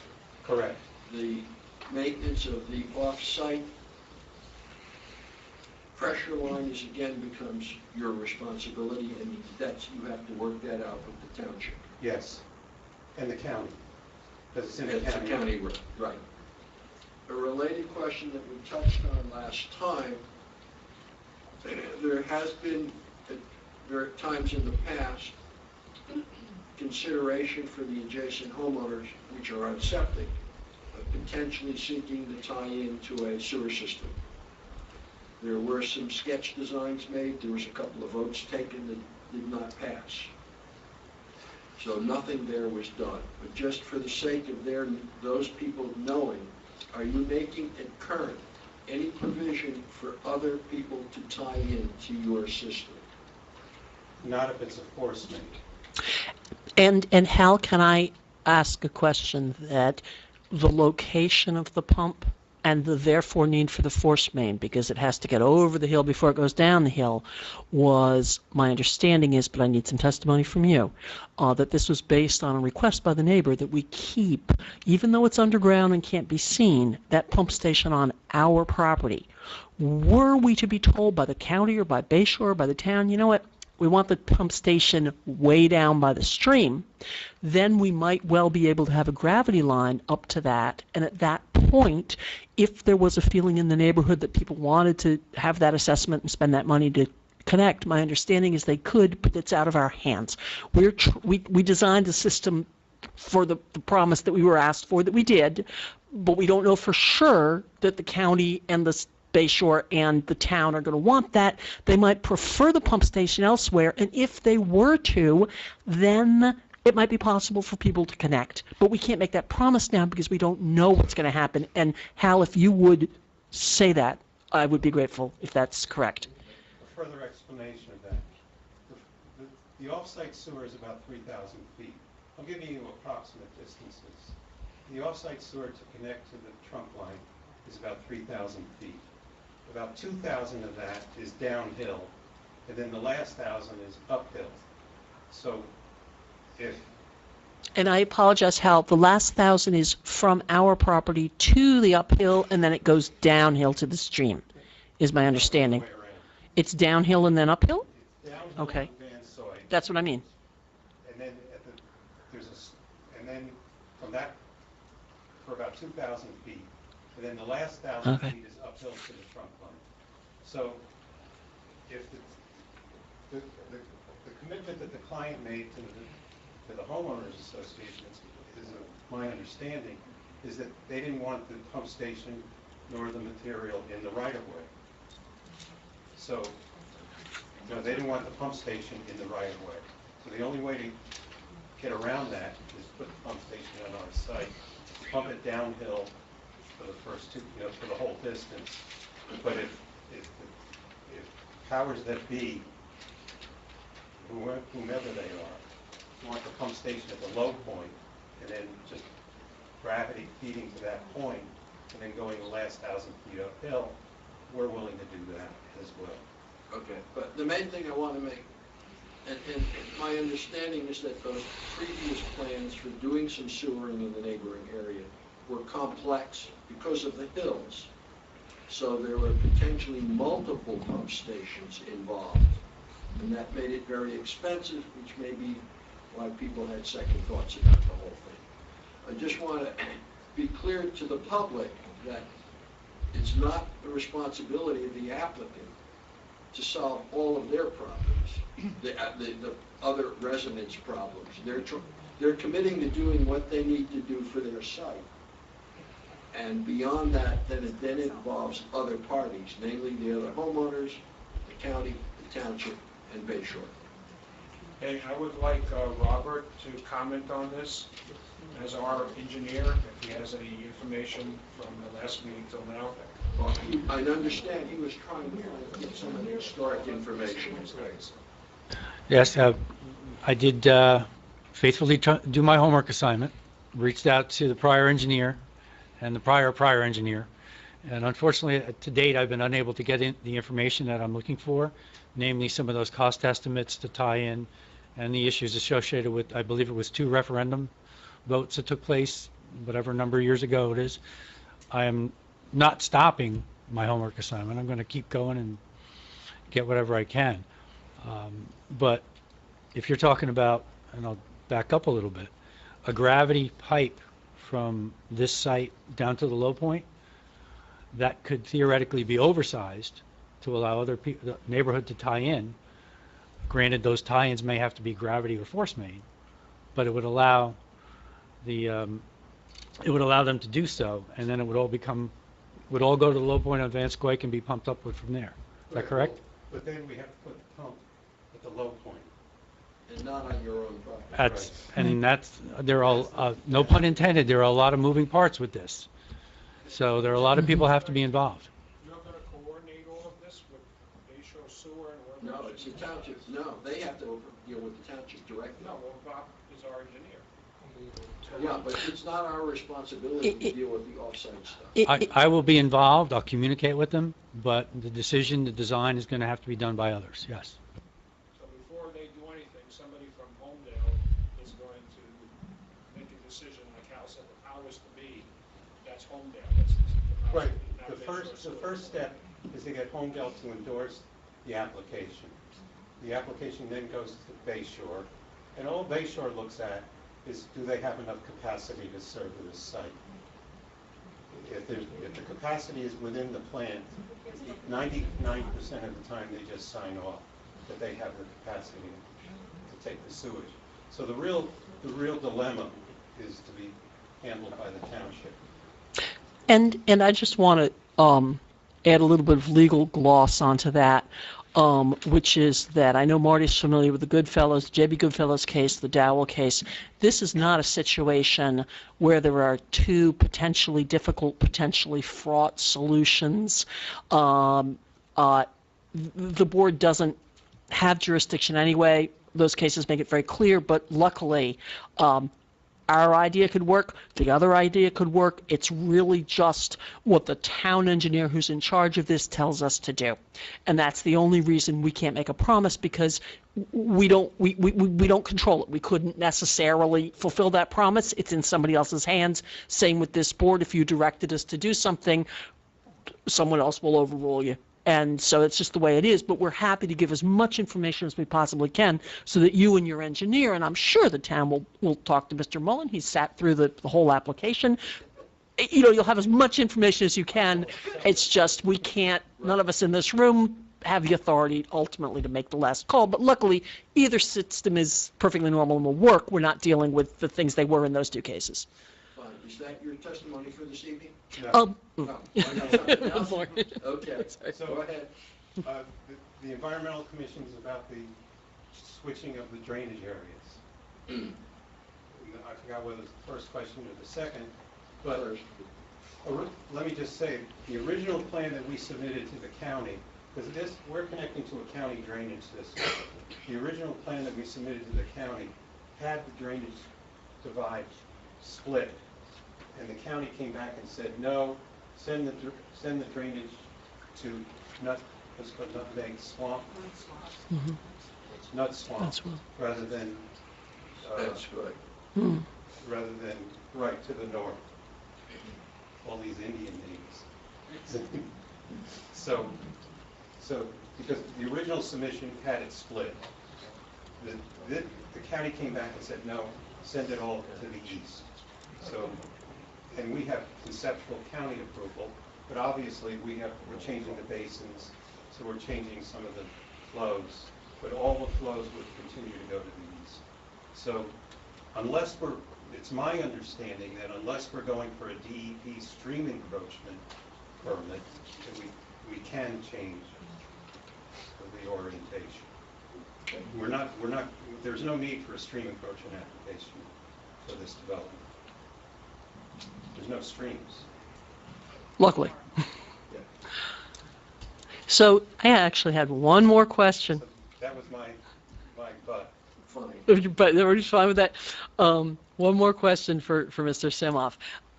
There was pointed out in a letter of, I'm not sure the date, don't hold me to it, 4/8 maybe, from one of the objector group lawyers, Mr. Asadi, that Mr. Simoff had mentioned the very, very de minimis above ground appurtenances to that tank, the pump station that's 100 feet from the road. It's back on our property.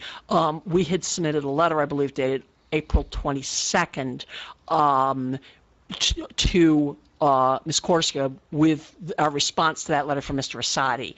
And I just wanted, Mr. Simoff has talked to the architect. Also, there's an even better solution now. It was very small, and if the board had wanted further screening, it's already in bushes, but Mr. Simoff has talked to the architect, and that control panel, which is the only element that's stuck up above ground, again, 2 feet tall and 100 feet back from the road, like we said in our letter, but there's even better solutions so you don't have to get into, and particularly my planner doesn't have to get into, what's it going to look like, do we need a drawing? Mr. Simoff, take it away. Where's that control panel going to be?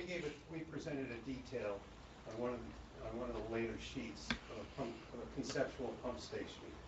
And there is a control panel that sticks up above the ground.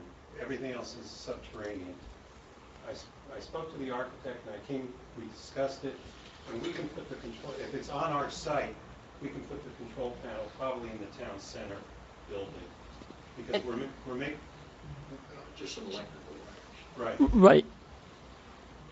And in fact, because we also have to provide backup power to the pump station, and they're coming from the generator on site. So the generator connection and the electrical controls will all be underground in conduit.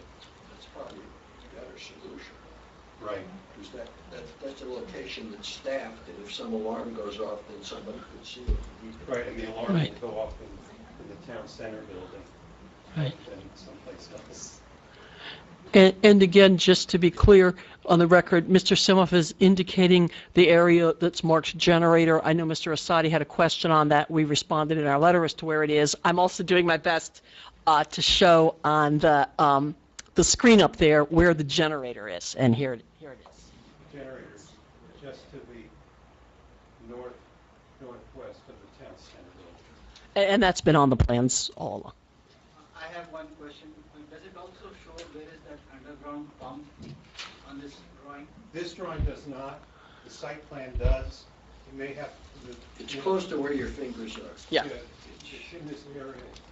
I believe it's in between basins C and D. If you look at sheet C6 of the site plan, if you look at sheet C6, it's on there. It's on sheet C8. And in fact, look at sheet C8 because it's marked. If you see sheet C8, and remember these drainage basins on C8, these two oblong ones I call the bananas, they're going to be joined by a baby banana in the middle of them. But if you see roughly just to the east of house 11 on sheet C8, there's a triangle, and then just across the access road from that, there is a box marked proposed pump station. And this is from the 3/3/22 plan set. And then if you go to page, I apologize, I'm thumbing through. I knew it in the letter. It's in our Rasadi response letter. It is now in this plan sheet.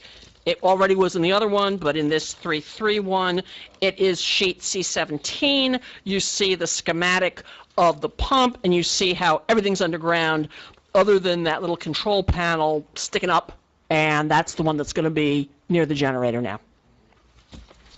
And Hal, if you could just acknowledge that it's all correct for the record, I'd be grateful. That's correct.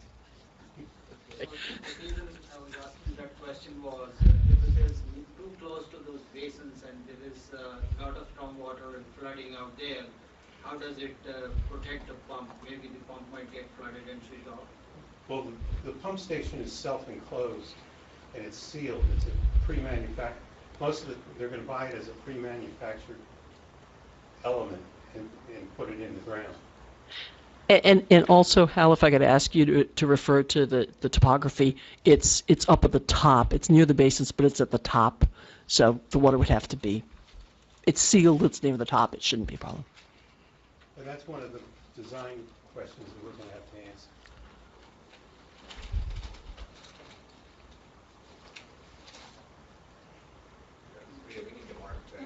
Well, this was submitted. It was submitted, but I'm happy to mark it. It would be number 29 or number A29, if you would, Loretta, and I can mark either the full-size one or one of these 11 by 17s, whichever's easier for you. Okay, and should it be A29, Marty, or just 29? A, okay. So if, I'm going to say the if question, which I hate to do it, but I will. If the powers to be said that this pump station should be off the property up the At the road. bottom of the hill. Right. Would it be the same basic design? It would be the same basic design. If we had to, and then the pumps would probably be a little bit smaller because we have less distance to go. But there are 2 pumps required in each station, backup pumps. And so it would just be, and we would size the wet well, is what it's called, size the wet well to handle any additional flow. And then what happens with the power, like the generator and the control panel, what would happen with that? Well, I've been talking to some manufacturers and some other engineers that have been assisting me in preparing this or coming up with these concept plans.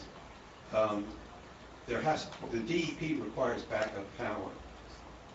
So there are a couple ways of accomplishing that. There are services that provide backup power on a trailer. There are otherwise the backup power has to be enclosed in a building. That's the dilemma. So it's a little bit more complicated on a site. Correct. But it gives you the flexibility of having the first 2,000 feet being able to hook in by gravity. Nothing in this world is cost-free. Thank you. Okay. Does that finish Mr. Simoff's testimony? His direct, absolutely, and he's here if I don't know if you want to have objectors or public ask him anything. Kate, do you have any questions for the person tonight? Nothing further at this time, Mr. Chairman. Thank you. Nothing for me either. Board members, do any of you have any further questions about what we've heard tonight? It is not, it's all relevant. They have to have it work for the site to work. It's mostly outside of our responsibility, but we want to make people on the board and the public want to be comfortable with what's being proposed. So any other questions for the board members? If I may ask one more question. Oh, sure. What is the mean time between failure of those pumps? Excuse me? How long would they last before they fail, according to the engineering specs? I can't tell you that. I don't know. It depends on the volume. It depends on how much flow there is. It depends on the head that you have to produce. There's all kinds. And I apologize, I'm not sure I understand the question of failing. Do you mean if the power's cut off, or No, just the pump head. just how long until it, of old age, just expires? I mean, I presume it's going to get maintained. It's got maintenance manuals, and once it's in there, it's not just ignored. I presume it has to be lubricated and everything else to keep it functioning like any other machine. Since it's duplicated, you can take one out of service. You have dual redundancy in there? Yes. So just Yes. in case That's one fails, required. the other takes over. Okay. Yes. That answers. Okay, thanks. All right, any other board members' questions on tonight's test? Yeah, Francine? So here's a question.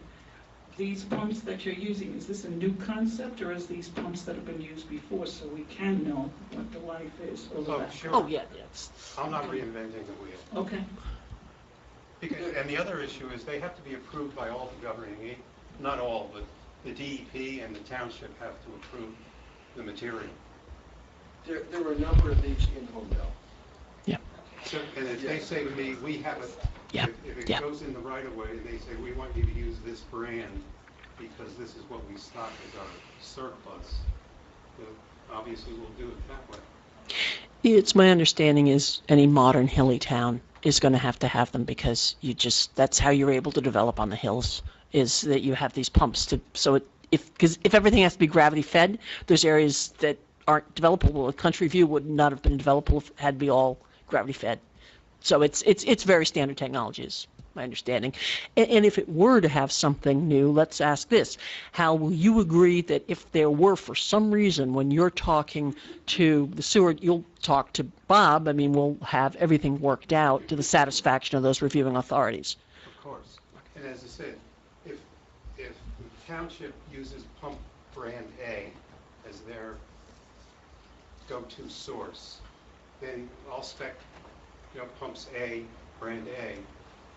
The horsepower and the flow might be a little bit different, but the manufacturer of the pump would be, because they can tell me which pump. It's like, I do a lot of traffic engineering, and as an example, some counties use a certain equipment because they stock the replacement. So I have to So they don't want brand B when they have in stock brand A. So it's a simple, and they're all competitive. Okay, no further questions from the board. Are there members of the public who have any questions only about the testimony given by Mr. Simoff this evening? Please come forward to the microphone, identify yourself for the record. Hi, Regina Stephanie, 8 Fox Hunt Road. My question is just what you were talking about. You mentioned that there's other locations in Holmdel that have these pumping stations. If you could provide us, Country Woods, with addresses and locations so that we could look at them, because we're not really familiar with that. They're all up Holland Road? I mean, They're underground, the pumps are yeah. usually underground. The one I'm most familiar with, which is about 300, a couple 300 yards behind our house, is on Mount Drive. Okay. If you come down from Telegraph Hill Road, the road goes down, then it goes up, and then it goes down again a little bit. There's a small stucco concrete block building on the left side of the road, which houses the control equipment, the backup generator, which is, I think, diesel. On the right side, south side of Mount Drive, there is a concrete platform, which is where the hole that leads to the pumps, which are at the bottom of the hill, behind there. And we aren't connected to it, but I know that area is, and they've had problems. And they're out for getting permits to be able to replace that line right now. And then there might get a little telegraph right there in the corner. And step back, it's kind of like that empty lot space next to the houses, right in from the light. It's in the back there. Can you hear it? Can you hear the generator? Well, I don't live anywhere near that spot, so I don't know. I can't. It's inside a building. It is insulated. When we had the power outage and the power was out for a week, amongst all the other generators in the neighborhood, one couldn't necessarily tell which one it was. If you went over to Mount Drive and were near it, you'd hear it because it's a bigger generator than, individual house generators. Yeah, Bob, do you have any knowledge of how much, all of these things these days get better and better. Most generator cabinets are built today with sound attenuation, so the sound is minimized, whether it's diesel or natural gas. But during a power failure, all bets are off anyway, because everybody's got their generators going. And Hal, this is also a question for Jim, but could you point out again where the generator is and just indicate generally how far it is from the nearest house, please? Thank you. Our generator is over by the parkway, so it's probably about 300 or 400 feet from lot 31.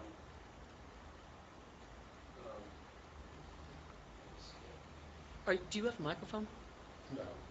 Yeah, okay. I just want to make sure the tape catches this. Here it is. Over adjacent to the town center building over by the parkway. Yes. And it's approximately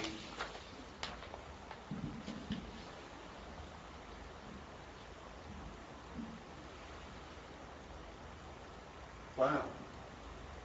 It scales 300 feet. The length of a football field. Right. To the lot 31. It's obviously further to the other lots, but it's located to the northwest of the town center building over by the parkway. And Hal, could you just mention, we've heard Bob's talked about the baffling in the walls, but my understanding is there's trees and landscaping also along that I guess it's the northern edge where you were just putting your scale up there. It's not an open shot. There's more sound attenuation material, natural plantings, my understanding is. Right. The landscape architect, Jeff, sort of presented a plan with some buffering. Okay. Any other questions from the public after tonight's testimony?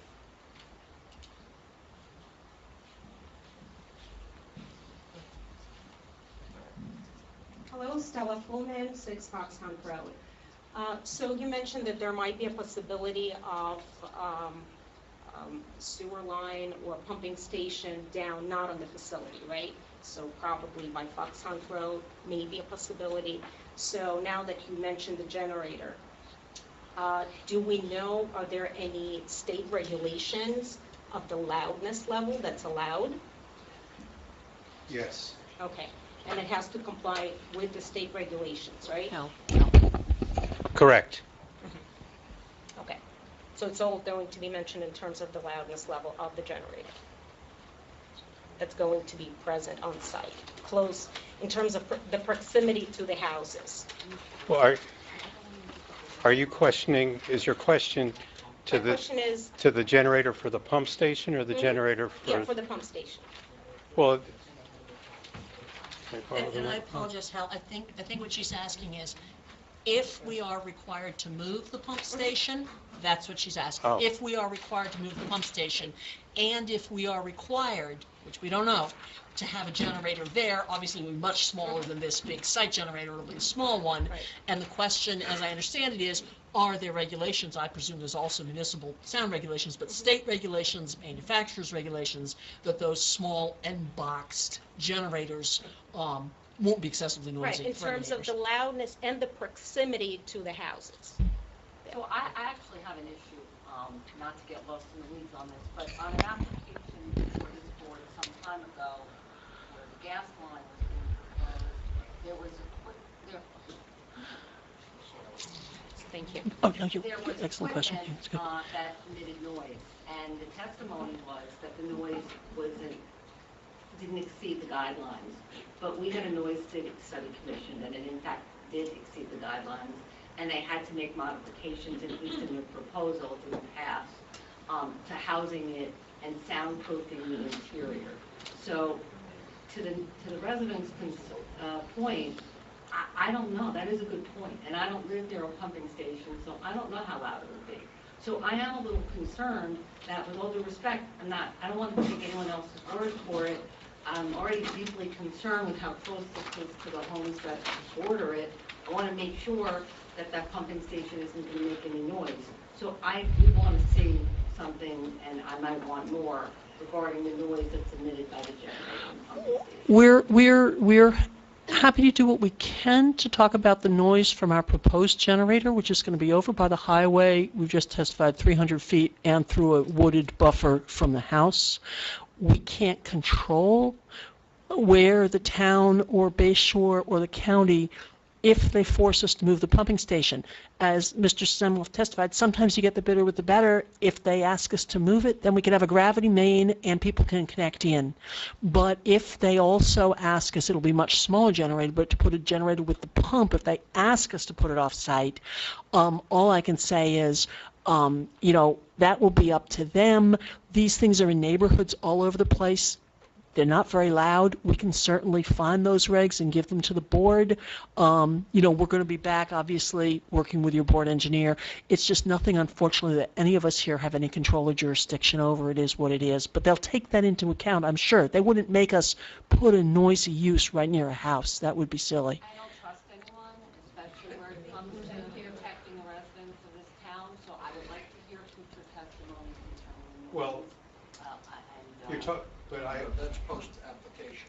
It's post-application, right. There's nothing we can do about it. reviewed by the township engineer. So the township engineer only starts that process, is my understanding, after this board gave it approval. My understanding as well. We've proposed something that will be as innocuous as possible, but we would be remiss if we said we control that. It is possible, particularly if the town perceives that some residents would like a gravity feed line. It is possible they will ask us to put the pump station further. We would try to run the wire to it. It is possible that they might say, for whatever reason, they want a small generator next to the pump station. We just don't know. It is just the nature of them. There's nothing we can do about it. We'll give you, the noise requirements for ours, but what we propose doesn't matter. And if they force us to do something different, right, there's really not much we can do about it other than tell them this was an issue, and if they want us to move it, they have to understand that we want it not to bother any neighbors. Bob and Hal to verify whatever township regulations exist with regard to noise and let the board know about it. Yes, please, that would be fine. Will do. Okay. Well, any other members of the public have any questions about this? Please.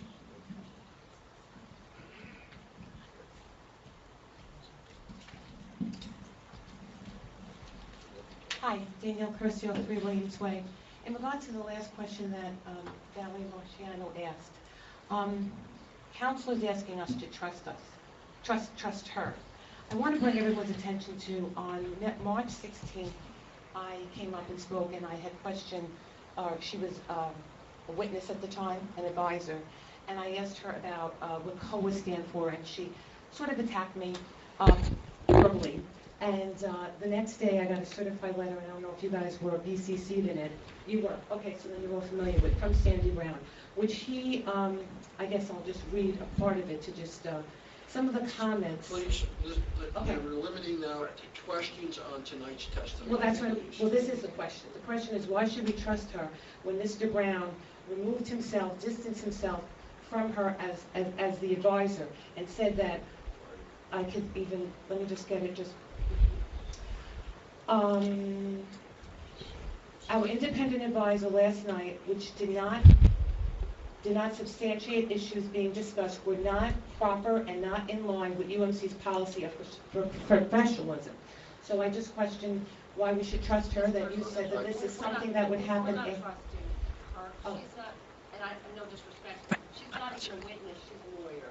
She's just I know. a lawyer. No, I understand. So we're not trusting anyone. I think for myself. Yes, no, I know. That's why it's taken us so long to Right, get here. that's why Right. Well, I wasn't sure if you guys were BCC'd in the change, and I just wanted to bring to the attention, because we're trying to, The board has to make their decision based on evidence, not any Not on comments the made by lawyer's attorneys, on any attorneys in this matter. So, yeah, we will rely on the regs that they do submit, and our professional will also look into it. So hopefully at the next meeting, they'll both come back to what noise regs are. and then one other question. When you refer to that, that you might have to put the station downhill as opposed to uphill, what is down? Is that at the bottom of your site, or at the bottom of where the trunk connects the sewer? Like down on Williams Way, are we talking about? Or That's by the, Foxfront? yeah, that's the approximate location. Van Soik runs downhill, and there's a stream that crosses Van Soik. And then from that point, it goes back up to the trunk line. Okay. And so if you want other connections, you put the pump down at the bottom of the hill. If you don't want to allow other connections, you put the pump on our site.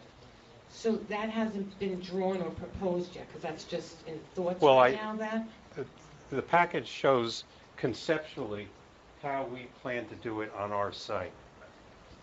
But if the township says, no, we want the pump station moved, then we'll have to redesign it. And then we get to Beyond the discuss scope that? of this board. That's a township design issue, nothing to do with this. And the township engineer, I would assume Bob Mullen is going to critique my submission. Yeah, So who do I township question then? engineer is Ben Matlack of a different company, and he oversees the township sewer system. So that's who I would have to address that question to, the Yeah. township engineer. And, I mean, But it's my cr- understanding is that they only get involved with that after there is a board approval and other conditions have been met, that then, when they get closer to construction, they submit a more detailed design to the township, and the township reviews it and does its thing. That's totally outside our scope. Yeah, but after the approval, then won't it be too late then, if there's any further Well, discussion? if the township agrees or disagrees, that's not for us. All right, that just confuses me, like if you approve it, and then the design then would come after the fact, so then Well, we that would... aspect of the design, the off-site, we're only reviewing what's What was on-site. Fine, okay. And since that's off-site on county, town property, there are other parties involved. Okay, thank you. Okay, we'll close the public comment for this evening, and then, Sorry, oh, Mr. there's Chair. one. Yeah. All right. Sign. Thank you. I'm just a little confused on where we left off with the backup power generator. I know the question from the board and what I think many of the members of the public had was what kind of noise would be generated by the backup generator that's shown on the plan. And what I'm hearing was that we were going to get the local noise regs at the next meeting, but I think what we're looking for is acoustical specifications so that we know at the property line by those homes, what will the noise levels be? Is that what we're going to be provided with? I spoke to the architect today because they're the professional that's designing that aspect of the project. And there are multiple ways of designing the location and the enclosures for the generator. You can put a wall around it with some baffling, sound baffling. So it depends on the specification of what the size of the generator. Larger generators obviously generate more noise and more power. And so the way it's baffled and the way it's designed will have to be made to eliminate any negative impacts. And that said, I'd like to say, I think that's a reasonable question, and to the extent we can, we will certainly provide that information. Thanks. Mr. Simoff, is that information able to be provided? I don't know, but I'll attempt. I think that's right, but... No, is that what if they're- I may. Is that what they're being asked to do? No, if I may. I think...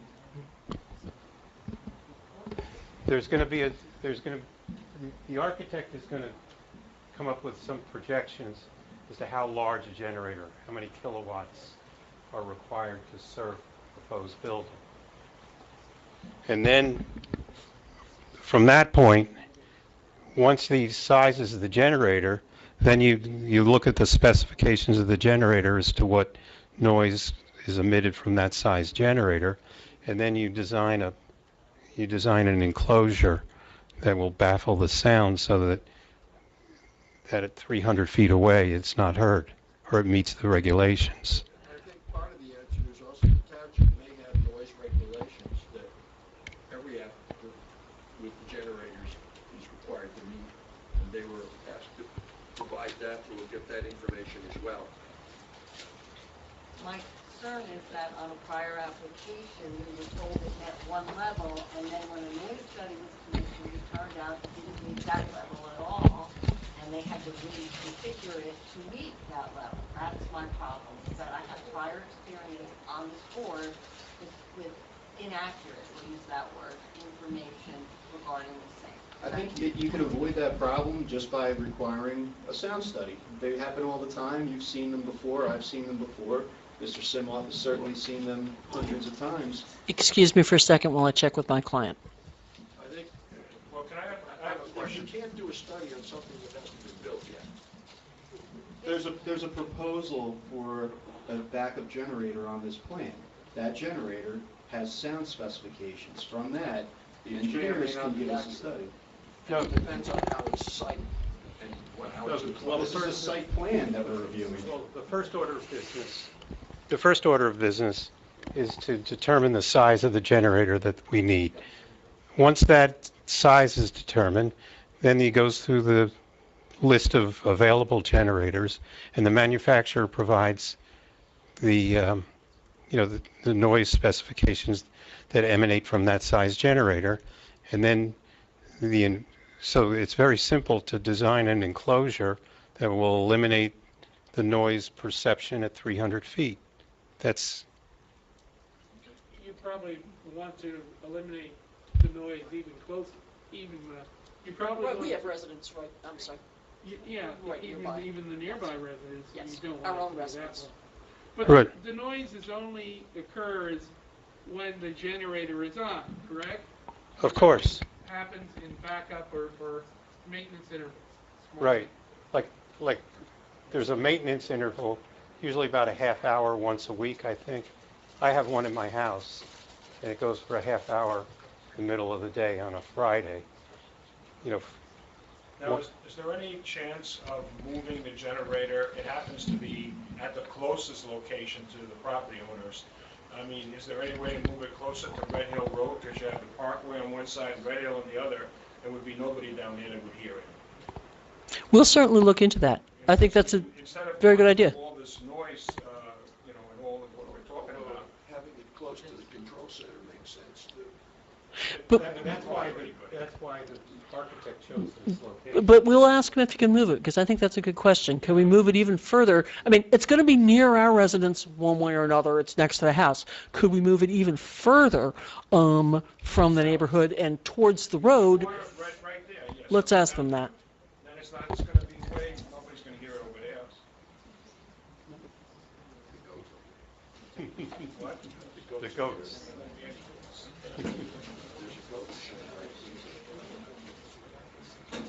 Yeah, we don't want to disturb the goats. Wrapping it up.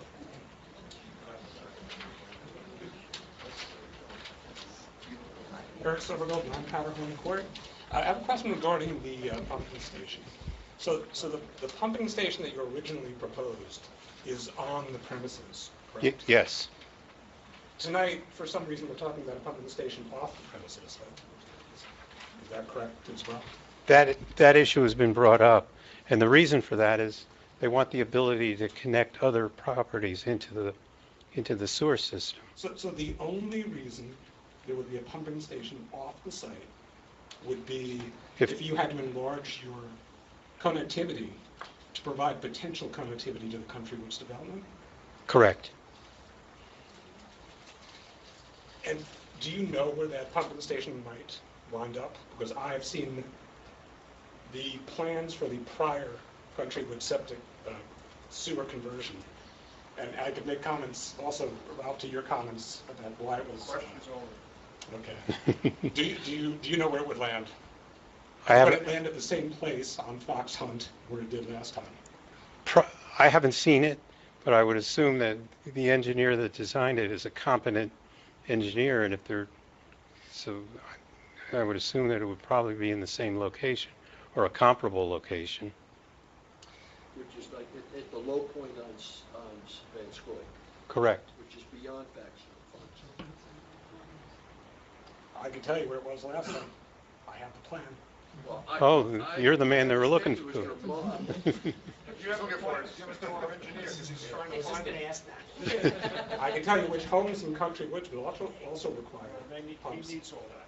That would be great. Give I that don't to think they Mr. understand. Give that to Mr. Mullen. He'll provide me a copy as well.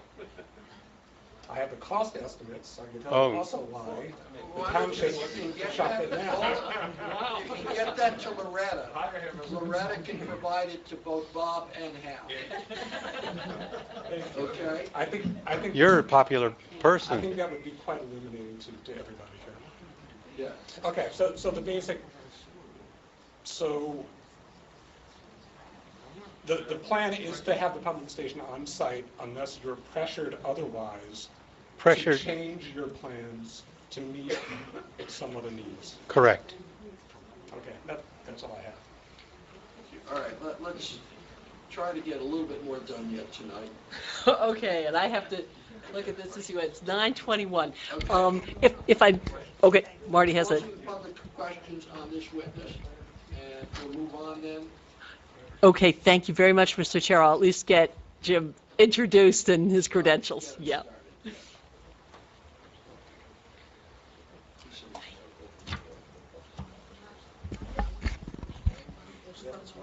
Nope, no, I don't believe you have. I do. Okay, would you want to identify yourself a little for the record? Your background, please? Sure. My name is James Higgins. I'm a licensed planner in the state. I've been licensed for approximately 45 years. I've testified before several hundred boards throughout the state as an expert in the field of planning, and as well as superior courts in at least 5 counties, and been recognized by the state Supreme Court as an expert in the field of planning. And I have testified before this board in the past numerous times as an expert in the field of planning. Any questions about Mr. Higgins' credentials? No, we Okay, thank you. I guess it's getting late, Yes. so if you want to at least get Yeah. a little bit of a Okay. brief introduction of Yeah. what you want to say. Yeah, about what to finish it off. Yeah, the question I have for the board is, I've got about an hour and a half's worth of testimony. Do you really want me to start and get a little bit done, and then, yeah, what I'll do is I'll explain what I did in preparation for the testimony. I think that would be good, and then we can talk about an additional hearing date. I reviewed the plans, I visited the site on a number of occasions. I'm familiar with the site. I've driven up the Parkway and up exit 114 many, many times over the course of the last 30 years. So I am familiar with the site. I've looked at your master plan. I've looked at your ordinances. I've looked at the master plan reexamination from 2020 and reviewed the plans, reviewed numerous court cases that I felt were appropriate, and then came up with an idea of what, a professional opinion as to my opinion with regard to this application and its appropriateness. And I apologize, Jim, I was listening to you and I may have missed it. Did you review all of the plans and exhibits submitted to date? Yes, I have. And I've also reviewed, while I didn't attend the prior hearings, I have reviewed the transcripts of those hearings. I did attend the first hearing on this application. I was trying to save my clients some money by not coming to all those hearings.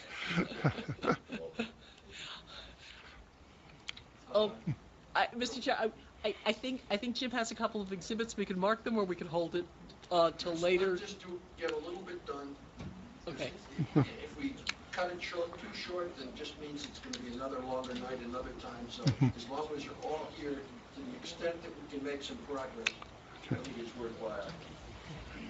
Okay. Then I would say at least, Jim, start with the summary of the application, what the various features are, get us through that, refresh your recollection, and then we'll see if we mark these exhibits for next time.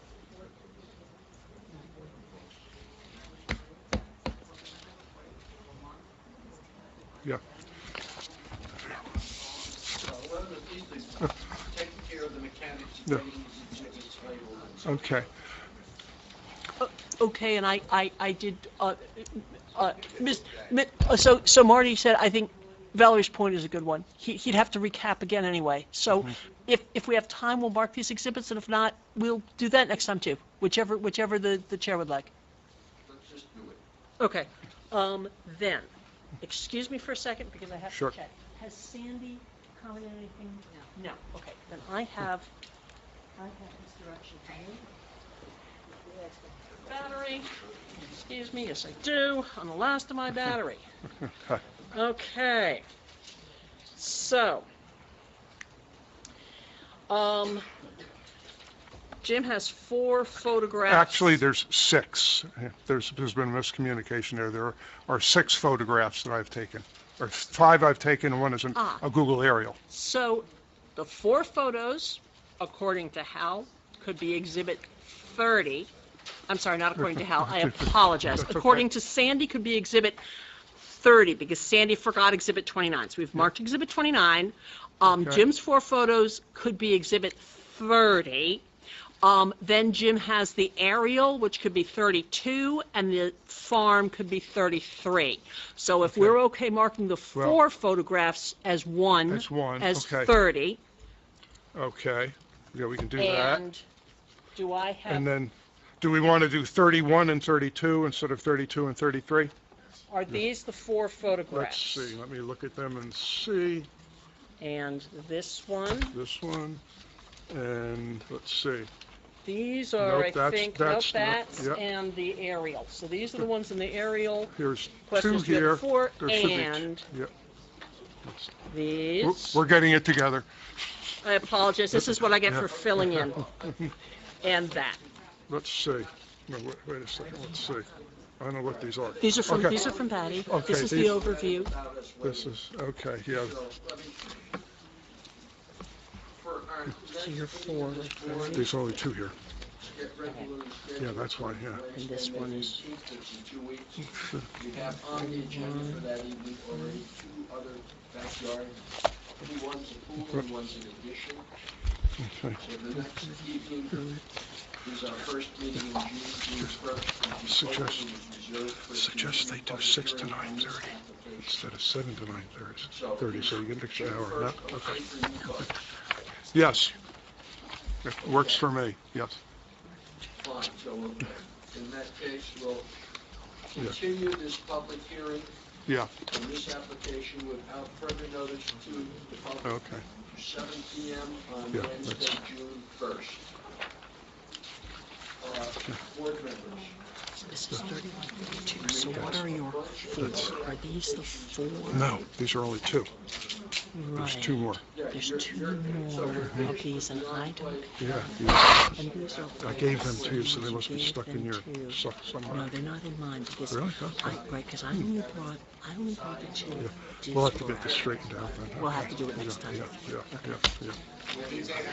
We'll be ready. Whether we can finish, how long your witnesses will take, whether we will be able to finish on that evening or not, I don't know. But we've already have 2 tentative applications for June 15th, which is our second June meeting. Then we come in the summer, we only have 1 meeting a month. And, yeah, so the board members. I'll just take all of this for Patty, we'll have this all for next time. Be available for special meeting to address some of these other applications.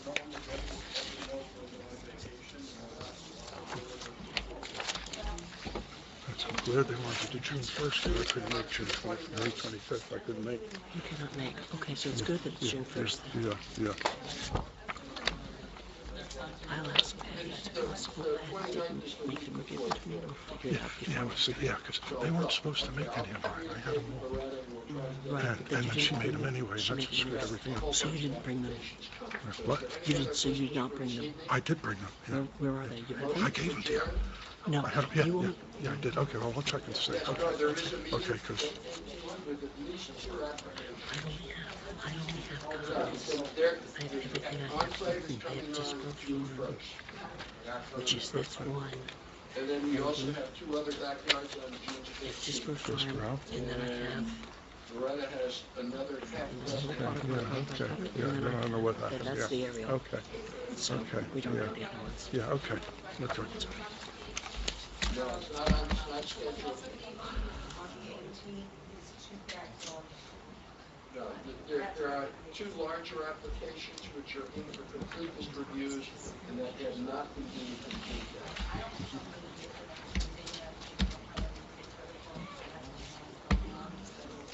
I'm probably going to ask the first special Okay, is there hearing. any other Yeah, business? yeah. If not, a motion to adjourn. Nope, okay. The motion, a second. All in favor? Aye. Meeting, we're adjourned. Thank you all. Thank you, everyone. See you in 2 weeks. Okay. Oh, in 2 weeks.